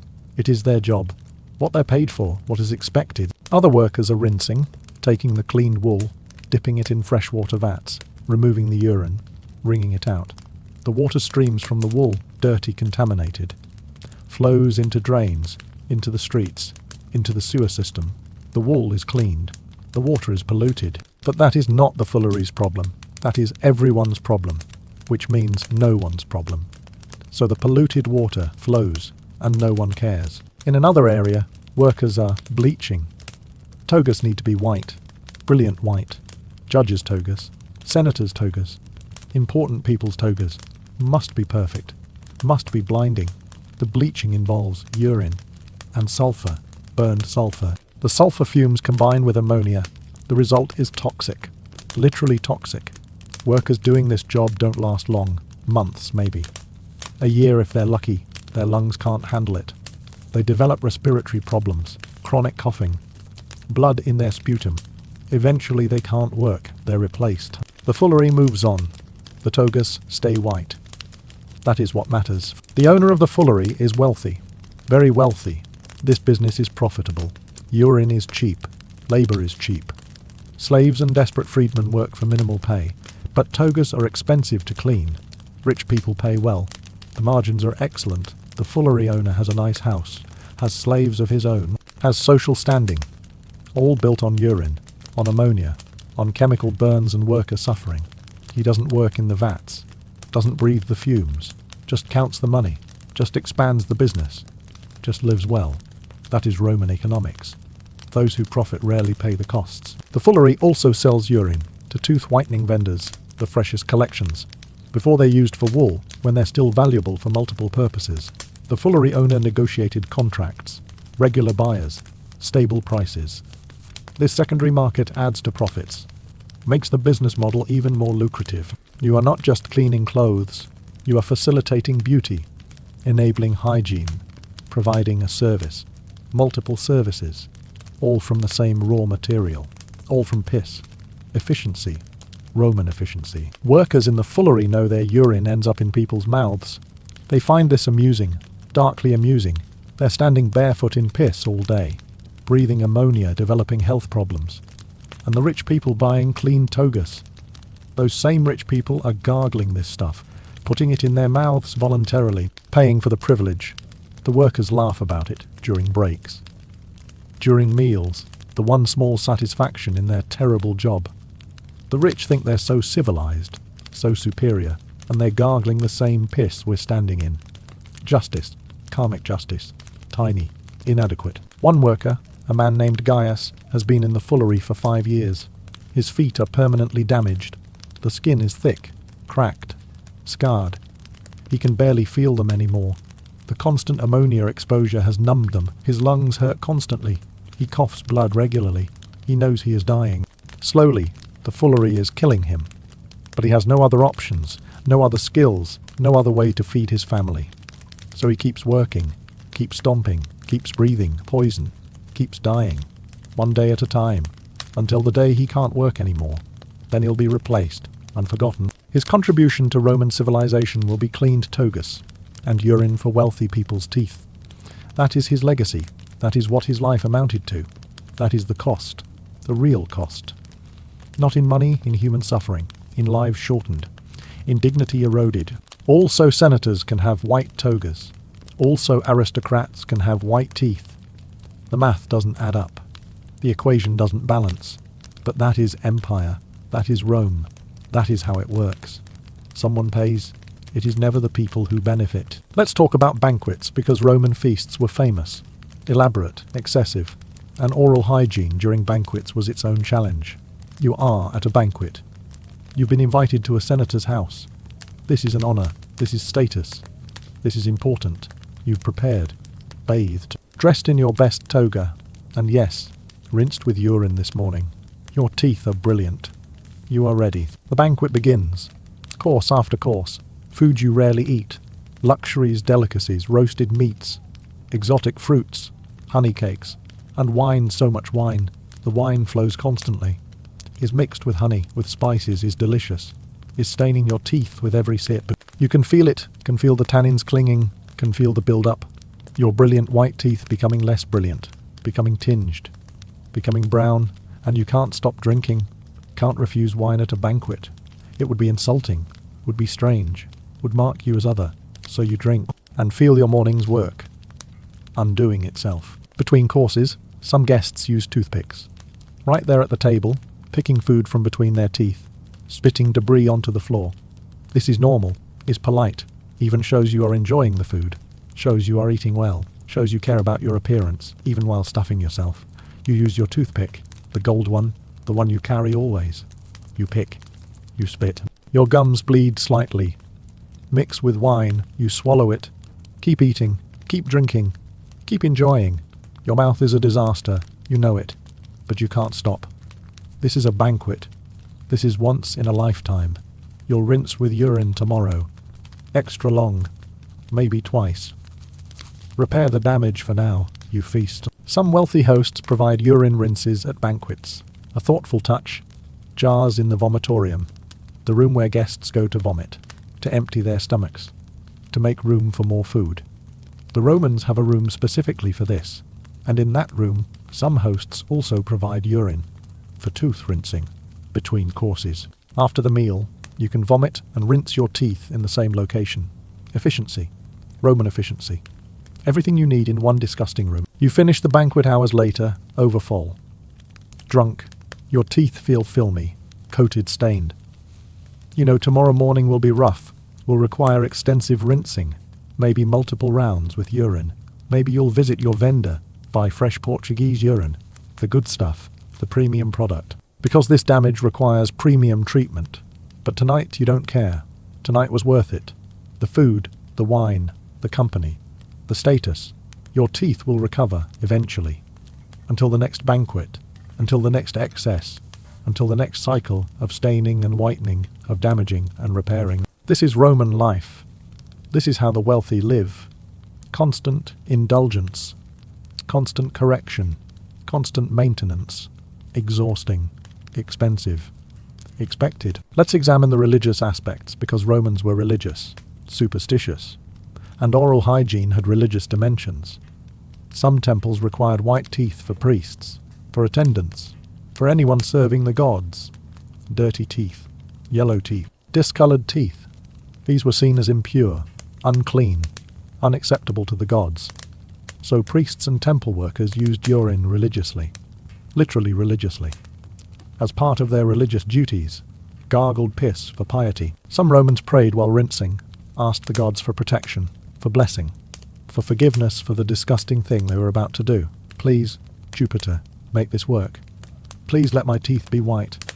Please don't let me vomit. Please Please make the taste fade quickly. The prayers were private, personal, desperate. Small negotiations with the divine, trading dignity for beauty, trading comfort for acceptance. The gods, presumably, listened. Or didn't. Either way, the urine went in the mouth. The rinsing happened. The prayers were answered, or ignored. Life continued. Some religious festivals required purification, ritual cleansing, body clothes, and yes, teeth. White teeth were part of being pure, part of being acceptable to the gods, part of being able to participate in ceremonies. So before major festivals, urine use spiked. Demand increased, prices rose. Vendors took advantage. Festival pricing, exploitative. But what could you do? You needed clean teeth for the ceremony. Needed to be pure. Needed to meet religious requirements. So you paid. You rinsed. You participated. You worshipped with white teeth and ammonia breath. The gods were pleased. Presumably. Other Romans saw urine use as a test, a form of asceticism, deliberately doing something unpleasant, deliberately suffering, for spiritual growth, for building character, for proving devotion. If you could gargle piss every morning, you could handle anything, could endure anything, could meet any challenge. The urine was training, was preparation, was spiritual discipline. This rationalization helped, made the practice meaningful, made it purposeful, made it more than just cosmetic vanity, made it virtue, endurance as morality, suffering as strength. Very Roman, very stoic, very convenient for making yourself feel better about gargling piss. Let's talk about regional differences, because the Roman Empire was vast, and not everywhere practiced urine tooth whitening equally. In Rome itself, the practice was universal, widespread, normalized. In other Italian cities, similar, Pompeii, Ostia, Naples, all gargling, all maintaining white teeth, all participating in the economy of piss, but in the provinces more varied. Gaul adopted the practice eventually, after conquest, after Romanization, after being taught that white teeth meant civilization, meant being advanced, meant being Roman and not barbaric. Some Gauls resisted, preferred their traditional methods. Whatever those were, history doesn't record them in detail. But eventually, Roman standards won. Roman practices spread. Gauls started gargling, started collecting urine, started establishing their own fooleries, started becoming Roman. Britannia was slower, more resistant. The British climate was different, colder, wetter. The lifestyle was different, pastoral, less urban, less connected to Roman commerce. Some Romano, British adopted urine use. The wealthy, the Romanized, the collaborators, but many didn't, kept their own traditions. The Romans complained, called them barbarians, called them uncivilized, called them dirty, mostly because their teeth weren't white, weren't bleached, weren't Roman. The British, for their part, thought the Romans were insane, thought gargling piss was disgusting, thought white teeth weren't worth that cost. Cultural difference, cultural clash. Eventually, the Romans left.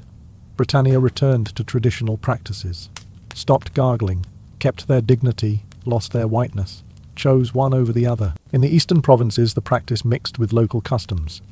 Greeks had their own tooth-cleaning methods, didn't fully adopt Roman urine use, but some did. Some saw it as sophistication, as adopting superior Roman ways. Others saw it as barbaric, as Western excess. The Eastern Empire was complex, cosmopolitan, multiple cultures, multiple practices. Urine use existed, but wasn't universal, wasn't required, was optional. That is the difference between Rome proper and the provinces. In Rome, it was requirement. In the provinces, it was choice. Egypt largely rejected it. Egyptians had their own methods. Natron, minerals, traditional practices thousands of years old, weren't interested in Roman innovations, especially innovations involving urine. Cleopatra might have tried it during her time in Rome, but in Egypt, in Alexandria. Egyptian practices prevailed. Egyptian traditions continued.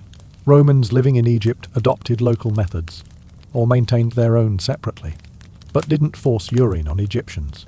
Some cultural practices don't export. This was one. Returning to Rome itself, let's discuss some specific street scenes, because daily life in Rome involved constant encounters with the urine economy. You are walking through the subura. Morning. The streets are busy.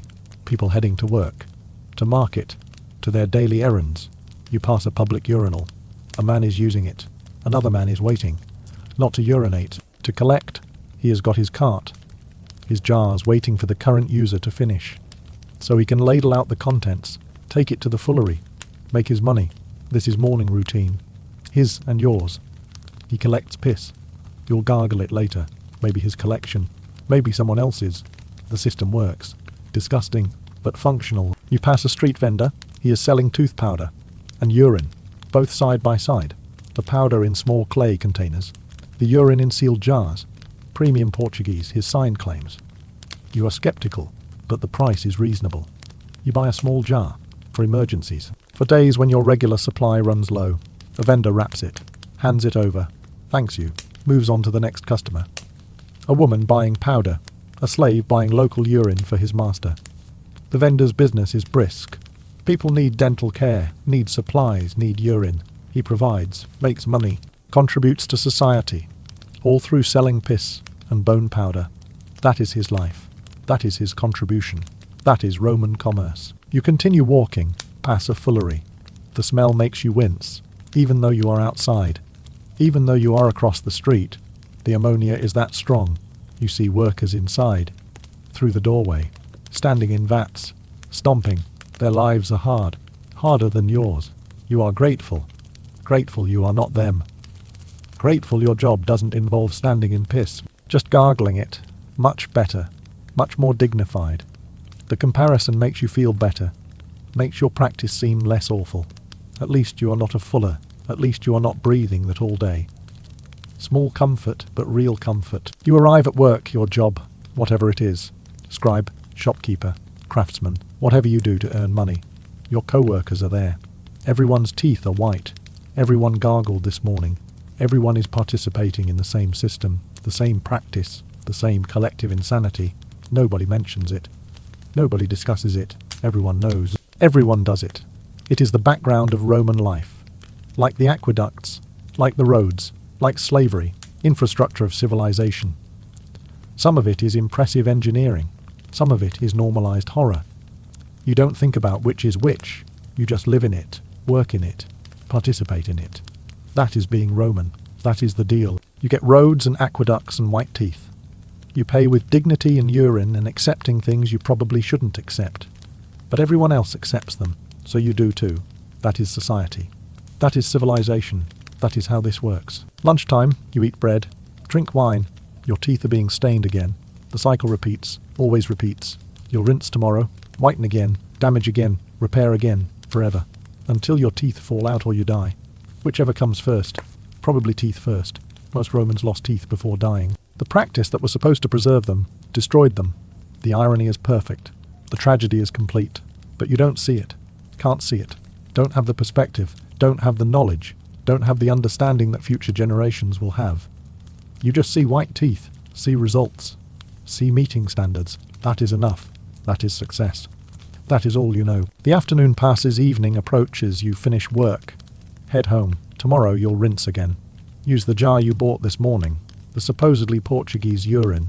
Test whether it is real, whether it is worth the price, whether the vendor was honest. You'll know by the results, by how white your teeth get, by how much it burns. Premium urine burns more, concentrates ammonia, more effective, more painful. You'll endure it, because that is what you do. That is who you are. A Roman who gargles premium piss for premium results. This is civilization. This is progress. This is the empire that will be remembered for millennia, for roads, for law, for architecture, for language, for culture, and yes, for gargling urine, for that too, even if the history books forget, even if textbooks omit, even if movies ignore. It happened. It was real. It was normal. It was Rome. Let's talk about the medical complications, because while Romans didn't connect urine use to dental problems, the problems existed, were severe, were widespread. You are 35 years old, Roman middle age. Your teeth are falling apart. You have 3 abscesses, constant pain. Your gums are receding. Several teeth are loose.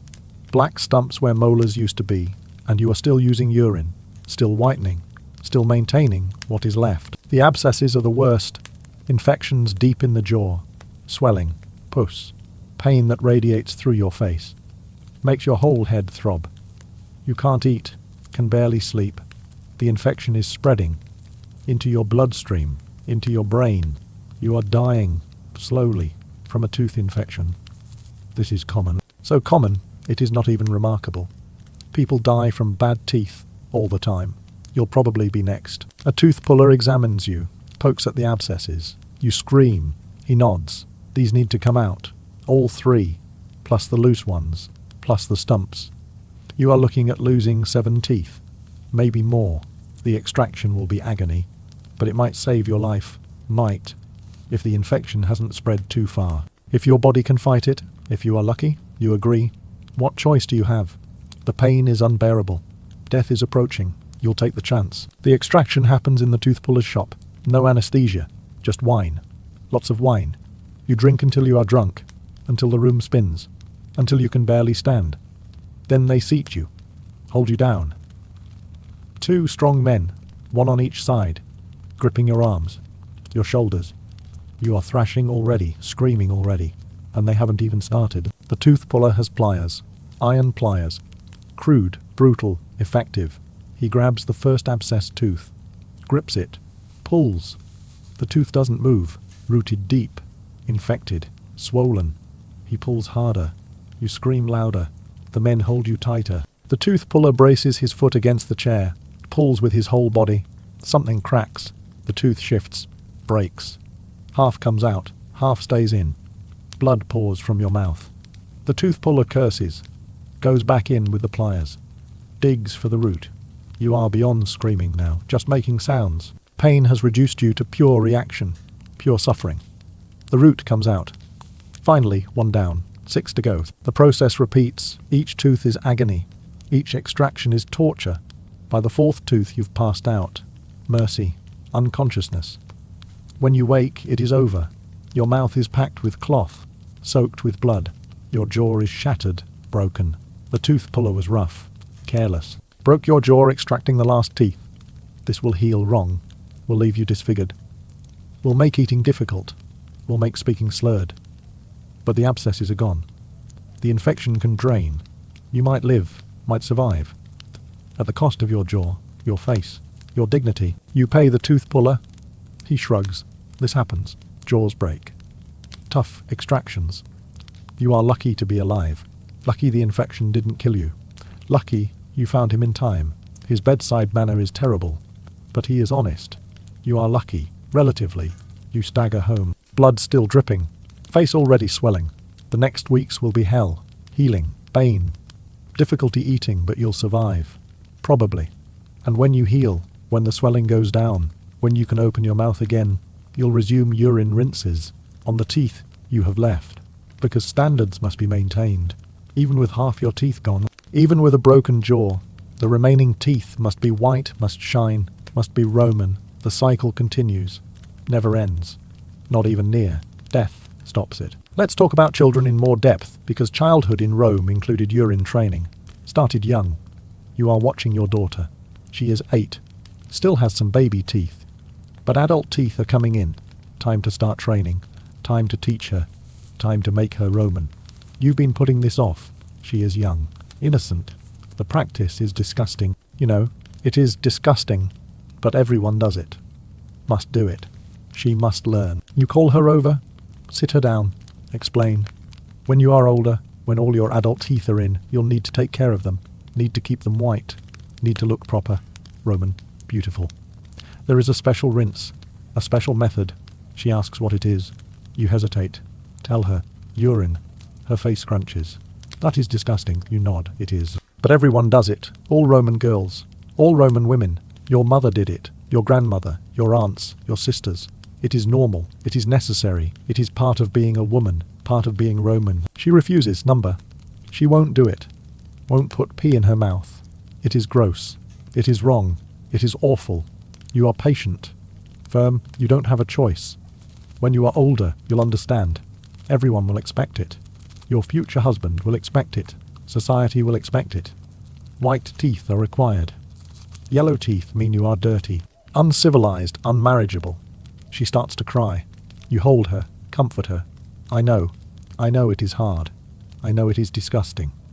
But this is how things are. This is what we do.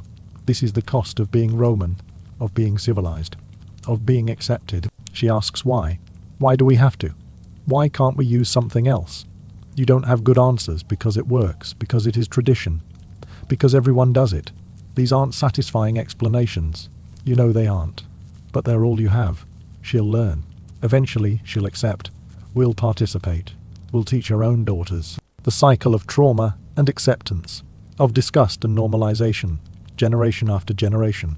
You are passing it to her now, adding her to the chain, making her complicit, making her Roman. A few years pass.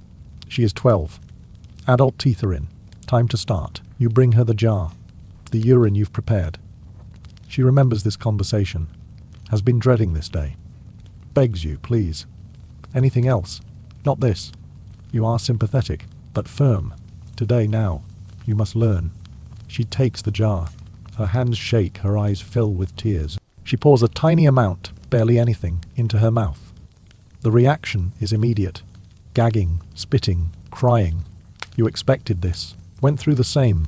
Your mother watched you, just as you are watching her. The generational witnessing of degradation, of innocence lost, of civilization imposed. She tries again. Again. Each time is agony. Each time she hates it. Hates you for making her do it. You see the hatred. Feel the guilt, but persist. Because she must learn, must adapt, must become Roman. By the 10th attempt, she can hold it for a few seconds. You are proud. Tell her so. She doesn't feel proud. Feels degraded, humiliated, traumatized. But she is learning, adapting, accepting. In a few years, this will be routine, normal. She won't think about it, won't question it, will just do it. Every morning, for the rest of her life. And she'll teach her daughters. Pass on the practice, the trauma, the acceptance. That is your legacy. That is what you are giving her. White teeth and normalized disgust. Welcome to womanhood. Roman womanhood. Let's explore prostitution and urine use, because sex workers in Rome had specific beauty requirements. You are a prostitute. Work in a brothel near the docks. Your name is Julia, not your real name. The name your owner gave you. You are a slave. Owned by the brothel keeper, sold into this life at age 14. You are 23 now. You've been doing this for 9 years. Your beauty is your value. Your only value. You must maintain it. Must keep your skin pale. Your lips red, your hair perfect, and your teeth white. Especially your teeth. Clients notice teeth, judge teeth, pay more for prostitutes with white teeth. So you use urine twice daily, sometimes 3 times, depending on how many clients, how much wine, how much staining. Your urine routine is more extreme than most women's. You use the strongest concentrations, the longest rinses, the most aggressive whitening, because your income depends on it, depends on your appearance, depends on clients choosing you over other girls. And there are always other girls, younger girls, prettier girls, girls with whiter teeth. Competition is constant, brutal. You maintain your edge through excessive urine use, through damaging your teeth faster, but making them whiter, brighter, more appealing. The trade-off seems worth it. Now, when you are young, when you are earning, when you are valuable, but you see the older prostitutes, the ones over 30, their teeth are destroyed, gone, rotted away. Their beauty is gone. Their value is gone. They service the poorest clients, the cheapest rates, the most degrading requests. That is your future. You know it, can see it. Coming closer every year, every urine rinse. You are destroying yourself to maintain yourself. The paradox is perfect. The tragedy is complete. But what choice do you have? Stop using urine. Have yellow teeth. Lose clients. Earn less. Be punished by your owner. No choice. Not really, just varying degrees of bad options. You choose the option that keeps you valuable longest. Even knowing it is destroying you. Even knowing the end is inevitable. Even knowing you are trading long-term survival for short-term value. That is prostitution. That is slavery. That is Rome. No good choices, just survival. Day by day, client by client, rinse by rinse. The brothel provides urine, low quality, local cheap, for the slaves, for the girls. You supplement with your own money. Buy better urine. Portuguese when you can afford it. Premium when you are desperate, when your teeth are staining, when you need results fast, when you need to compete. The brothel owner notices, comments, Spending money on urine. Smart girl, keep those teeth white. Keep earning. He takes a percentage of everything you earn, including what you spend on urine. Even your attempts at self-maintenance profit him. Everything profits him. Your beauty, your degradation, your survival. All profit, all his. You are a resource, a commodity, an investment he maintains through urine and cosmetics and forced labour. That is your value. That is your existence. That is being a slave prostitute in Rome. And your teeth are brilliant. Absolutely brilliant. Let's talk about the economics in detail, because the urine trade had specific prices, market rates, supply and demand. A litre of local urine, fresh, cost about 1, as the smallest Roman coin. Essentially free, fermented local urine, properly aged, cost about 4 asses. Still very cheap. Portuguese urine, the premium product, cost anywhere from 10 to 20 asses per litre, depending on authenticity, on vendor reputation, on market conditions.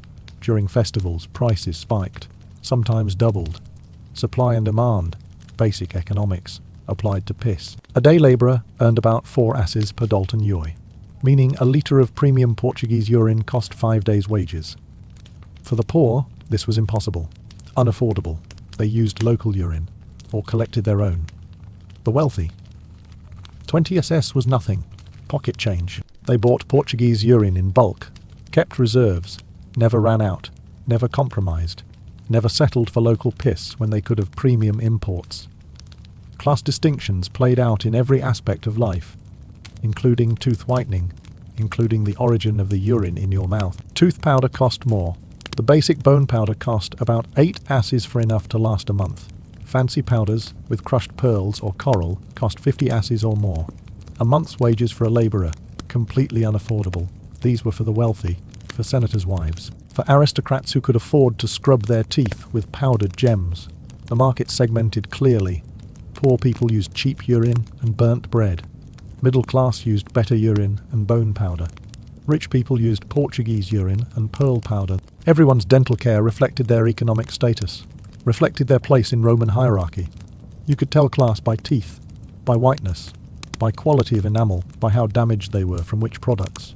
Economic stratification made visible, made dental. Fulleries paid collectors about 2 asses per litre, then sold to tooth whitening vendors for 4 asses.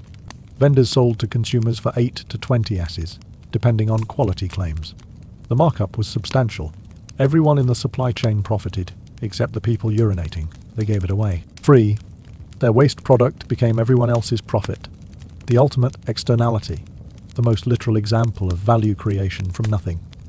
You piss for free, someone else sells it, makes money, builds businesses, feeds families, all from what you threw away.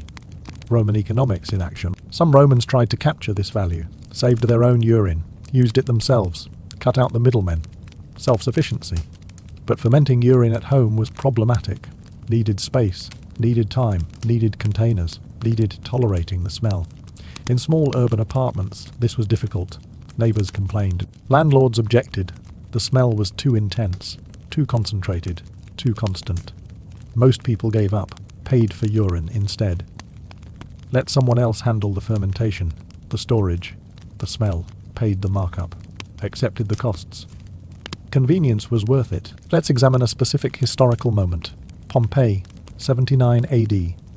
Mount Vesuvius is about to erupt, but nobody knows. The city is normal, busy, thriving. You are a resident, a shopkeeper, selling fabric. Your shop is near a fullery. The smell is constant. You are used to it, don't notice anymore. Your morning routine included urine rinse. Like always, your teeth are white. You are ready for the day. You open your shop. Customers arrive. Business proceeds normally. And then the mountain explodes. The eruption is catastrophic. Ash falls. Thick, fast, suffocating. You run, try to escape. The city is chaos. People screaming, buildings collapsing. The ash is hot, burning. You can't breathe, can't see, can't escape. You die in the street. Buried in ash, preserved, frozen in your final moment. Your white teeth locked in a scream. Your body becomes a time capsule. Evidence, proof of Roman life, of Roman death, of how people actually lived. When archaeologists excavate Pompeii centuries later, they find fulleries preserved, complete, vats still containing residue. Urine residue. They find public urinals, still in place, still functional. They find dental evidence, skeletal remains with eroded enamel, with chemical damage consistent with acid exposure, with patterns suggesting caustic rinses. The evidence confirms the texts, confirms the practice, confirms that yes, Romans really did gargle urine, really did destroy their teeth whitening them, really did build an economy around piss. The archaeological record doesn't lie, can't lie, shows exactly what happened, exactly how they lived, exactly what they did to their teeth. Some Pompeii bodies have particularly white teeth, even after 2,000 years, even buried in ash. The enamel is damaged, eroded, but white, brilliantly white, preserved by the ash. Testimony to the effectiveness of urine whitening and to its destructive effects. These people died with beautiful white teeth and destroyed enamel, died maintaining standards, died Roman. Their bodies tell stories the texts omit, tell truths about daily life, about priorities, about what mattered enough to damage yourself pursuing. White teeth mattered enough to die with. Literally. Let's talk about military campaigns and urine. Roman legions on campaign needed to maintain discipline, order, Roman identity. Even in barbarian territories, even during war, soldiers were expected to maintain appearance, to look Roman, to represent civilization. This included dental care, included white teeth. So armies brought urine, or collected it, established routines, maintained standards, even while marching, even while fighting, even while dying. A military camp has designated areas for everything: sleeping, eating, latrines, and urine collection. The latrines weren't just for disposal, they were collection points. The urine was gathered, fermented, distributed, for tooth whitening, for leather care, for cleaning armor, multi-purpose waste management. Roman military efficiency. Everything used, nothing wasted. Your piss becomes tomorrow's tooth rinse, becomes polish for your armor, becomes cleaning solution for your tent. Efficiency. Brutal, disgusting efficiency. Soldiers complain, quietly, privately. Campaigning is hard enough. Fighting is hard enough. And they're expected to gargle piss in the field during war. Yes. Absolutely yes. Because Roman soldiers aren't barbarians, aren't savages, are civilized, are representatives of Rome, must look the part, must act the part, must maintain standards. Even covered in mud and blood, your teeth are white. That is discipline. That is being Roman. That is what separates legionnaires from barbarians. Not just equipment, not just tactics. Standards maintained regardless of circumstances, including the standard of white teeth, including the practice of gargling urine, even in Gaul, even in Germania, even at the ends of the earth. Some soldiers in remote postings stop using urine, away from officers, away from inspections, away from Rome. They let their teeth yellow, let standards slip. They're far from civilization. Fighting barbarians, surviving, white teeth seem less important when you might die tomorrow. When you are sleeping in mud. When you are eating stale bread, questionable meat, priorities shift. Some maintain the practice, maintain standards, maintain their Roman identity through urine rinses and white teeth. Others abandon it, choose dignity over appearance, choose comfort over conformity. The military doesn't officially tolerate this, but in practice, in remote areas, enforcement is difficult.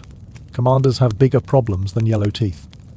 Like keeping soldiers alive, like winning battles, like maintaining supply lines. Dental hygiene becomes secondary, officially important, practically ignored. But when legions return to Rome, standards are enforced, teeth are inspected, soldiers with yellow teeth are punished, disciplined.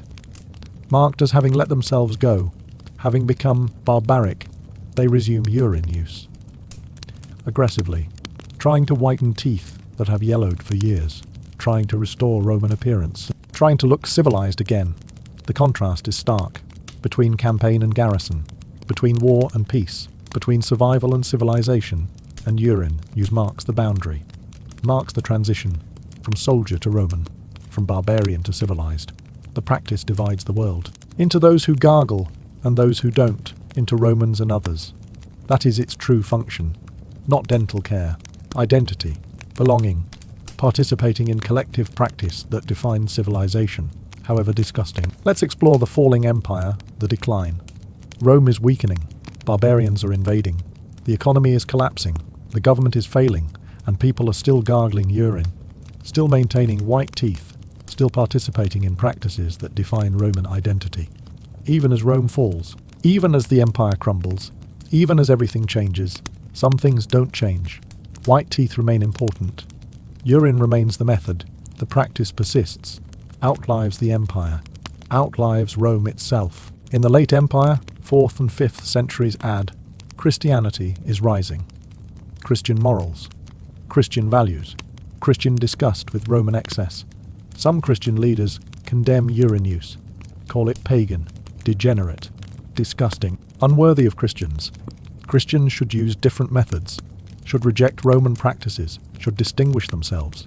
Some Christians listen, stop using urine, accept yellow teeth, accept social stigma, accept looking uncivilized, for their faith, for their beliefs, for their rejection of Roman degeneracy. But most Christians keep using urine, keep whitening their teeth, keep participating, because social pressure is strong, because beauty standards don't disappear with religious conversion, because yellow teeth still mean poverty, still mean barbarism, still mean failure. Christians want white teeth too, want to look civilized too, want to fit in too. So they rationalize. God created urine. God created ammonia. Using God's creation for improvement is acceptable, is good, is Christian. The rationalizations are thin, are obviously motivated, but they work, provide permission, provide justification, provide the excuse needed to continue disgusting practices while claiming moral superiority. Christian Rome gargles urine, just like pagan Rome. The religion changes. The practice doesn't. When Rome falls, when the Western Empire collapses, when barbarians take over, some things change. Government, language, religion. But dental care, that persists. The knowledge persists. The practice persists. Medieval Europeans inherit Roman urine tooth whitening. Continue it. Pass it down. Keep it alive. For centuries. The Roman Empire falls. The practice doesn't, survives, adapts, continues. Because knowledge once established is hard to destroy. Because practices once normalized are hard to abandon. Because humans, once convinced something works, keep doing it. Even after the civilization that created it collapses. Even after the empire that spread it disappears. Even after everything else changes. Some disgusting truths persist. Let's talk about the archaeological evidence in detail. Because modern archaeology has confirmed everything, has found the tools, the containers, the fooleries, the public urinals, the skeletal evidence. Everything texts describe, archaeology proves. You can visit museums, see the artifacts, see the clay jars used for urine, see the ladles for collecting, see the vats for fermenting, see the physical evidence of this practice. Touch history, touch the containers that held piss, that held the product Romans gargled. It is real. It is preserved. It is undeniable. Skeletal analysis shows enamel erosion patterns consistent with acid exposure, with alkaline damage, with chemical weathering. Ancient Roman skulls have teeth showing this damage. Widespread damage. Universal damage. Rich and poor. Old and young. Men and women. Everyone's teeth show the effects. Everyone participated. Everyone suffered the consequences. The bones don't lie. The teeth don't lie. The evidence is clear. Romans destroyed their teeth, through practices meant to preserve them. The irony is archaeological, is preserved in calcium and enamel, is undeniable physical proof of collective insanity. Chemical analysis of residue from Pompeii foolery vats shows urea breakdown products, shows ammonia residue, shows exactly what was in those vats, exactly what they were using, confirms the texts, confirms the practice, adds chemical certainty to historical documentation. Science and history agree. Romans used urine extensively, universally, routinely. The evidence is overwhelming, is from multiple sources, is absolutely certain. This happened. This was real. This was Rome. Modern dentists examining ancient Roman teeth are horrified. The damage is extensive, preventable, self-inflicted.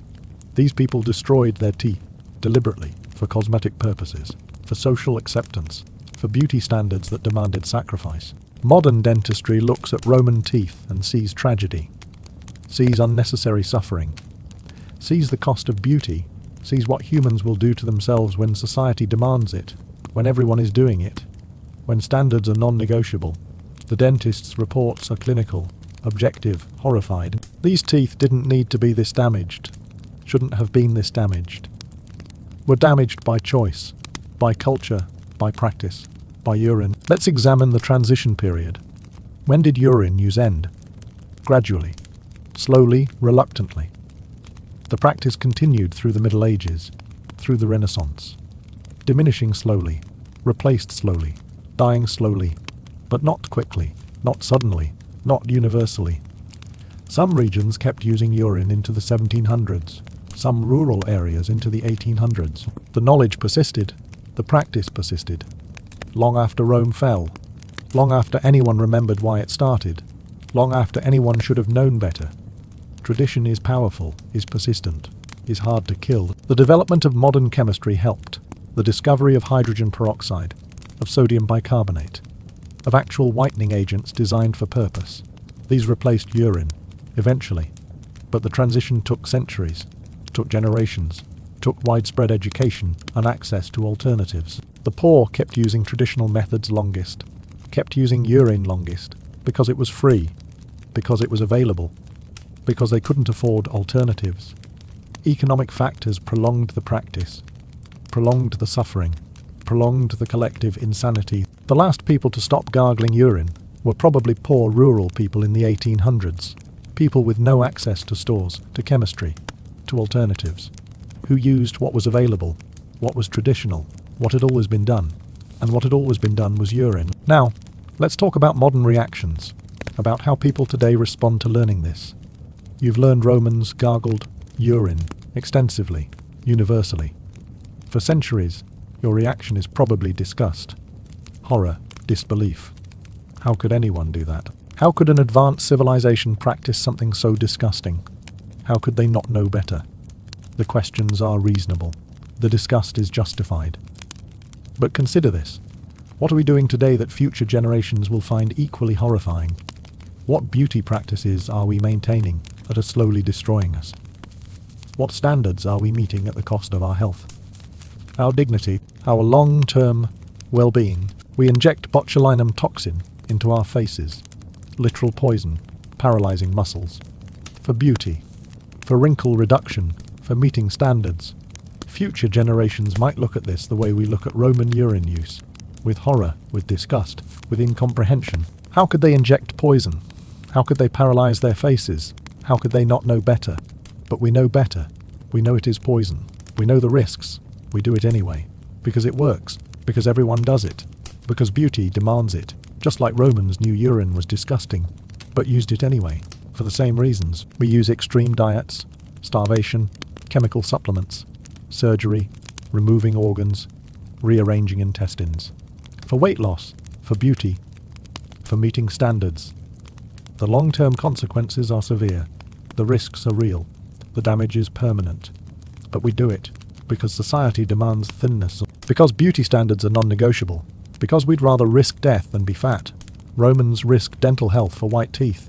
We risk metabolic health for thin bodies. Different specifics. Same psychology, same willingness to damage ourselves for acceptance, for beauty, for meeting cultural demands. The point isn't to excuse Romans or to justify modern practices. The point is to understand, to recognize that humans have always done this, have always sacrificed health for beauty, have always damaged themselves for social acceptance. The specifics change, the substances change, the methods change, but the underlying pattern doesn't. We are not so different from Roman. We just have different disgusting practices, different beauty standards, different ways of harming ourselves. And future generations will judge us just as we judge Romans, will be equally horrified, equally disgusted, equally certain they would never do anything so stupid. Until their own culture demands it, until their own beauty standards require sacrifice, until they're faced with the choice between acceptance and dignity, and they'll choose acceptance, just like Romans, just like us, just like humans always do. So yes, Romans gargled urine for centuries, built an economy around it, taxed it, imported it, created quality hierarchies, made it civilization. This is documented, this is certain, this is history, disgusting, undeniable factual history. They knew it was disgusting, did it anyway. For beauty, for acceptance, for meeting standards, They damaged their teeth, whitening them, destroyed what they were trying to preserve, suffered for cosmetic purposes, and thought it was normal, thought it was necessary, thought it was civilization. They were wrong, but they didn't know they were wrong.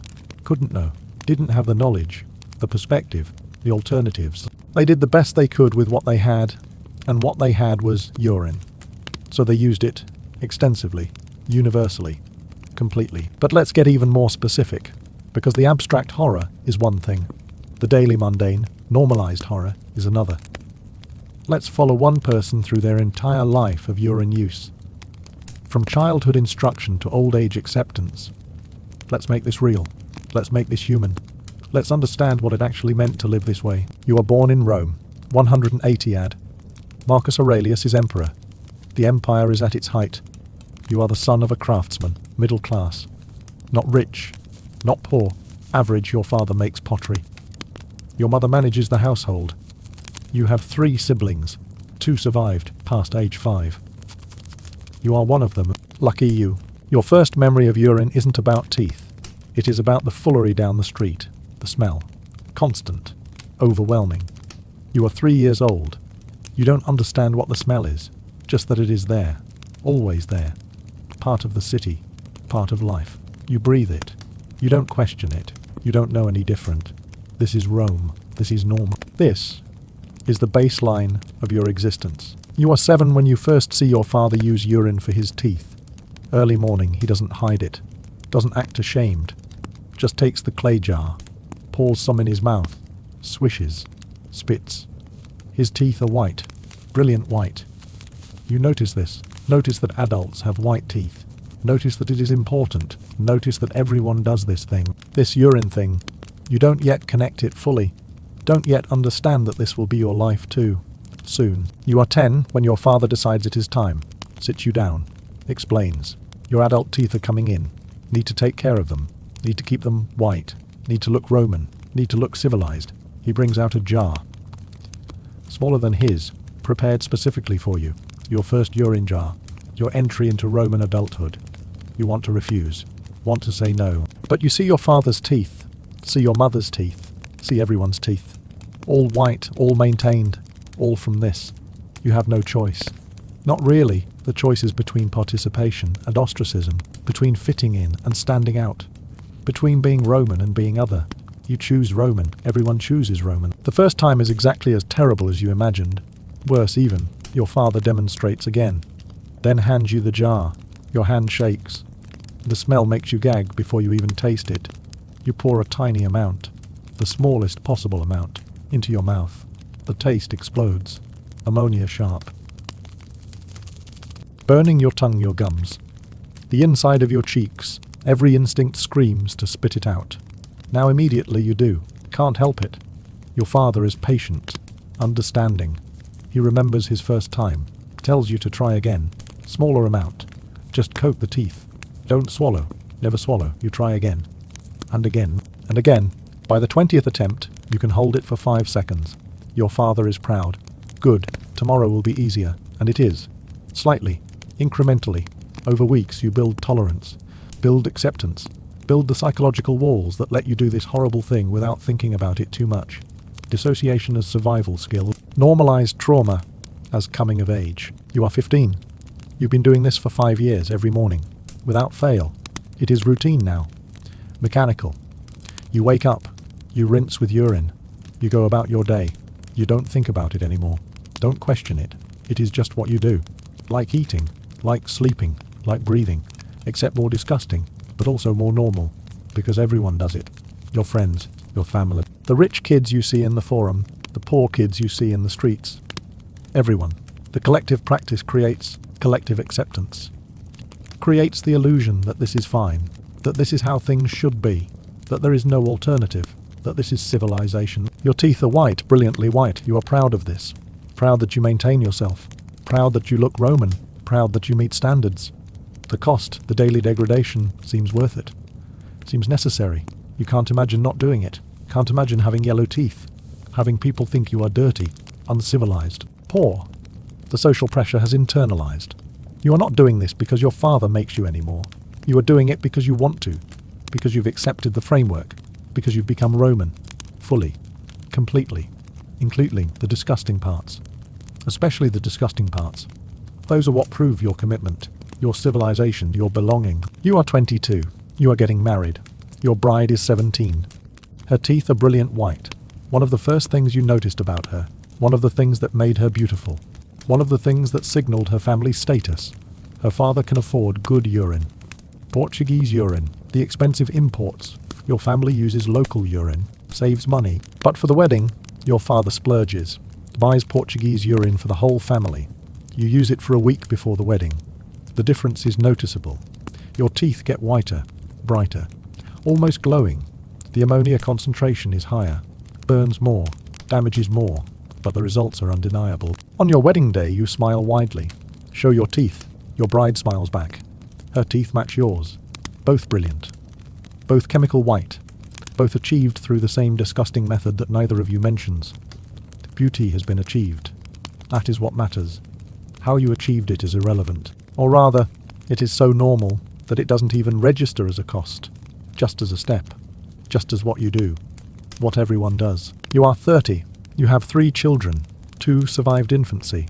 You are teaching your son to use urine. Watching him gag. Watching him struggle. Watching him slowly accept. Watching him become Roman. The cycle continues. Your father taught you.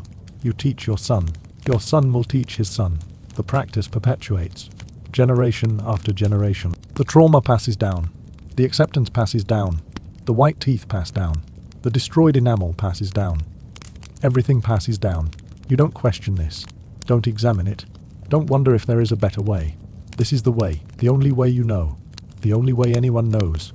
Tradition as prison, culture as cage. Your teeth are starting to hurt constantly. They've been sensitive for years. Hot food makes them ache. Cold drinks make them throb. You've lost 1 molar already rotted, abscessed. Had to be pulled. The pain was extraordinary. The tooth puller was rough. Your jaw still clicks wrong. But you keep using urine on the remaining teeth. Keep whitening, keep maintaining standards. What else can you do? Stop. Have yellow teeth. Look uncivilized at age 30. Unthinkable. You increase your urine use. Think maybe more will help. More will protect. More will preserve what is left. You don't realize you are accelerating the damage, making it worse, destroying your teeth faster. The logic seems sound. If urine whitens teeth, more urine must be better, must be stronger, must be more protective. You are wrong, completely wrong. But you don't know this. Won't know until it is too late, until your teeth are gone, until the damage is irreversible, until you are eating soft food at age 40 because you have 5 teeth left. And those 5 are white. Brilliant white. Useless, but white. You are 45. You are dying. Probably the infection in your jaw has spread. Your face is swollen. The pain is constant. Unbearable, you can barely eat, can barely sleep, can barely think. The abscess has been there for months, getting worse. The tooth pullers say there is nothing they can do. The infection is too deep, too widespread, too close to vital areas. You are going to die from a tooth problem. From dental care, gone wrong. From the cumulative effects of 40 years of gargling corrosive ammonia. From Roman beauty standards. From civilization. The irony is complete. You spent your entire life maintaining white teeth. And now those teeth are killing you. The practice meant to preserve has destroyed. The method meant to beautify has disfigured. The civilization meant to elevate has degraded. You are dying, and your remaining teeth are still white, still brilliant, still Roman. Congratulations. Before you die, you have one clear thought. One moment of lucidity through the pain. You think about your son, about teaching him to use urine, about watching him struggle, about encouraging him to persist, about telling him this was necessary. This was civilization. This was what Romans do. And you wonder, for the first time in your life, if you were wrong. If maybe there was another way. If maybe white teeth aren't worth this, aren't worth the pain, aren't worth dying at 45 from an infected jaw. But then the thought passes, because even in death, even in agony, even in the final moments of consciousness, you can't fully reject the framework. Can't fully escape the culture. Can't fully question what you've always known. You die, Roman, with white teeth, with destroyed health, with unexamined certainty that this was how it had to be, that this was normal, that this was right. You die wrong, but you die believing. That is the real tragedy. Not that you suffered, but that you never knew you didn't have to. Your son buries you, continues using urine. Teaches his children the cycle continues. For centuries. For generations, until slowly. Incrementally, knowledge changes. Medicine advances. Chemistry develops. Alternatives emerge. People begin to question. Begin to understand the cost. Begin to choose differently. But slowly, so slowly. Your great-great-great-grandchildren might stop. Might choose something else. Might have the knowledge and the options you never had. But that is 100 years away. 200. For now, for your time, for your life. Urine was inevitable. Was necessary. Was civilization. And you died civilized. If painful. If pointless. If preventable. But civilized. And in Rome, that mattered more than life. More than health. More than truth. Civilization was the highest value. Even when civilization was killing you, especially then. Let's talk about the women again. Because women's experience of this practice was different. Not less disgusting. Not less harmful. But different. More complex. More bound up with value and worth and marriageability. Let's meet Julia. Different Julia. Not the prostitute. The aristocrat. Senator's daughter. Born into wealth. Born into expectations. Born into a life where every aspect of her appearance was currency, was value, was the only power she had. Julia's mother started her urine routine at age 8. Earlier than boys because girls needed to be perfect sooner, needed to be marriageable sooner, needed to be valuable sooner. Julia's first memory of urine is her mother's face, stern, unmoving, insisting. You will do this. You will do it now. You will do it every day. You will do it forever. This is not negotiable. This is not optional.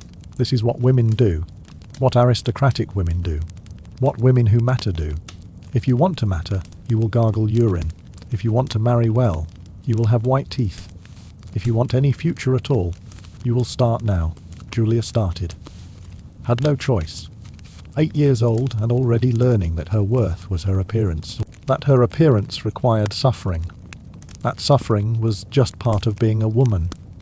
Part of being valuable. Part of having a future. Julia's urine was always the best. Always Portuguese. Always perfectly fermented. Always handled by slaves. So she never had to touch the jar herself. Never had to pour it herself. Never had to see the urine sloshing. Never had to confront the reality too directly. The slave brought it in a silver cup. Pretty container. Disgusting contents. Julia put it in her mouth. Swished, spit into the silver bowl. The slave took it away. Another slave brought wine to rinse. Another brought rose water. Another brought mint leaves to chew. The whole routine took 10 minutes. Had 7 steps, involved 4 slaves. All to make urine slightly more bearable. Slightly more elegant. Slightly more aristocratic. But still urine. Still disgusting. Still damaging her teeth. The fancy containers didn't change the contents. The multiple slaves didn't change the effect. The elaborate routine didn't change the reality. Urine was urine. Ammonia was ammonia. Damage was damage. But Julia did it. For 30 years. Because her worth depended on it. Her marriage depended on it. Her entire life depended on it. Julia married at 16. Her husband was 42. A senator. Very wealthy. Very powerful. Very particular about appearances. He examined her teeth before agreeing to the marriage. Literally examined them. Had her open her mouth. Checked their whiteness. Their alignment. Their condition. Like inspecting a horse. Like evaluating livestock. Julia stood there. Mouth open. Being judged. Being valued. Being reduced to her teeth. Her white, chemical white, urine, whitened teeth. He approved. The marriage proceeded. Julia's teeth had passed inspection. Had done their job. Had secured her future. She should have felt relief. Should have felt triumph. Should have felt something positive. Instead, she felt nothing. Just the familiar taste of ammonia. Just the familiar understanding that her value was her appearance. That her appearance required degradation. That degradation was just part of being a woman. Part of being married. Part of having worth. Julia's husband had mistresses. 30 of them. He didn't hide this. Didn't feel shame. This was normal. Expected. Acceptable for Roman men. Julia couldn't complain. Couldn't object. Couldn't have her own affairs. Double standards were built into Roman marriage, into Roman society, into Roman civilization. But Julia could maintain her teeth. Could keep them whiter than the mistresses. Could compete in the only arena available to her. She increased her urine use. Twice daily. sometimes 3 times, used only the most expensive Portuguese imports, had her slaves sourced from the most reputable vendors, paid premium prices. Worth it. Her teeth became legendary. People commented on them, praised them. Julia smiled widely, showed them off. This was her power. This was her worth. This was what she controlled. Her husband's fidelity, number her own freedom. Number but her teeth. Yes, those she could make perfect, those she could make better than anyone else's, those she could use to prove her value, even if proving her value required gargling piss, even if competing meant chemical burns, even if power meant pain. She had so little, she used what she had. Julia's teeth started failing at 35. The erosion was severe. Years of excessive urine use had destroyed her enamel, destroyed the protective layer, left her teeth vulnerable. Sensitive, decaying. One by one they loosened. One by one they blackened. One by one they fell out or had to be extracted. By 40, Julia had gaps, visible gaps. Her perfect smile was ruined. Her legendary teeth were gone. Her only power was stripped. Her husband lost interest, took a new favourite mistress, younger, prettier, better teeth. Julia was 40, looked 60. Spent the last 10 years of her life watching her value disappear with her teeth, watching her worth crumble with her enamel, watching her power fade with every lost tooth. She died at 50, mostly toothless, completely irrelevant, utterly forgotten. Her legendary teeth were remembered longer than she was. People talked about how white they used to be, how perfect, how extraordinary. Nobody talked about Julia, just her teeth, just what they looked like, just what she'd sacrificed to make them perfect. That is legacy. That is Roman women's history, reduced to body parts, to beauty standards, to white teeth achieved through suffering, and then not even that, just the memory of white teeth, the person behind them forgotten, the pain behind them ignored, the system that required them unchanged. Let's examine the class differences more closely, because not all Romans experienced urine used the same way. The practice was universal, but the experience was stratified, deeply, completely. Like everything in Rome, even gargling piss had hierarchy, had class markers, had ways to signal wealth or advertise poverty. Your teeth might be white, but the type of white, the method of achieving white, the context of maintaining white, all of these varied enormously based on your class, based on your money, based on your access. Same practice, completely different experiences. The ultra-wealthy, the patricians, the senatorial class, they had it easiest. Or rather, they had slaves to make it easier. They never collected urine themselves, never fermented it themselves, never even poured it themselves. Slaves handled everything. Slaves collected from the most expensive sources. Slaves tested the fermentation. Slaves prepared the rinse. Slaves brought it in beautiful containers. Slaves took away the evidence. Slaves brought the wine rinse, the rose water, the mint leaves. The aristocrat just opened their mouth, just swished, just spit. The disgusting was handled by others. The degrading was mediated by servants. The suffering was diluted by wealth. Still disgusting, still urine, still damaging. But easier, psychologically easier, practically easier. Rich people's urine routine was terrible. Poor people's was hell. That is the truth. That is the fact. That is the reality of Roman dental care. Not the marble columns, not the aqueducts, not the roads, but this, the daily, disgusting, normalized practice of gargling fermented piss. For white teeth, for beauty. For Rome, this is what history books omit, what textbooks skip, what movies ignore. But it is true, it is real, it happened. Millions of Romans, billions of urine rinses, centuries of practice. All documented, all confirmed, all undeniable. This is Rome, the real Rome, the daily Rome. The Rome of morning routines and beauty standards and collective participation in normalized disgust. Remember it. All of it. The glory and the urine. The civilization and the ammonia. The empire and the gargling. Because that is history. Complete history. Honest history. The history that includes what people actually did. Not just what they built. Not just what they conquered. But what they put in their mouths. What they traded. What they normalized. What they accepted. What they passed to their children. What they lived with. What they died with. White teeth and damaged enamel, Roman identity and chemical burns, civilization and piss, all together, all true, all Roman, all human. That is the lesson. That is what matters. Not that Romans were disgusting, but that Romans were human. just like us, doing what humans do, meeting demands, following standards, sacrificing health for beauty, normalizing the abnormal, making the disgusting routine, and thinking it is fine, thinking it is normal, thinking it is civilization, that is humanity, that is history, that is truth. Remember it, learn from it, and maybe, just maybe, look at our own practices with the same critical eye, with the same historical distance, with the same willingness to see the disgusting truth behind the civilized surface. Because every civilization has its urine, has its normalized horror, has its collective practice that future generations will judge.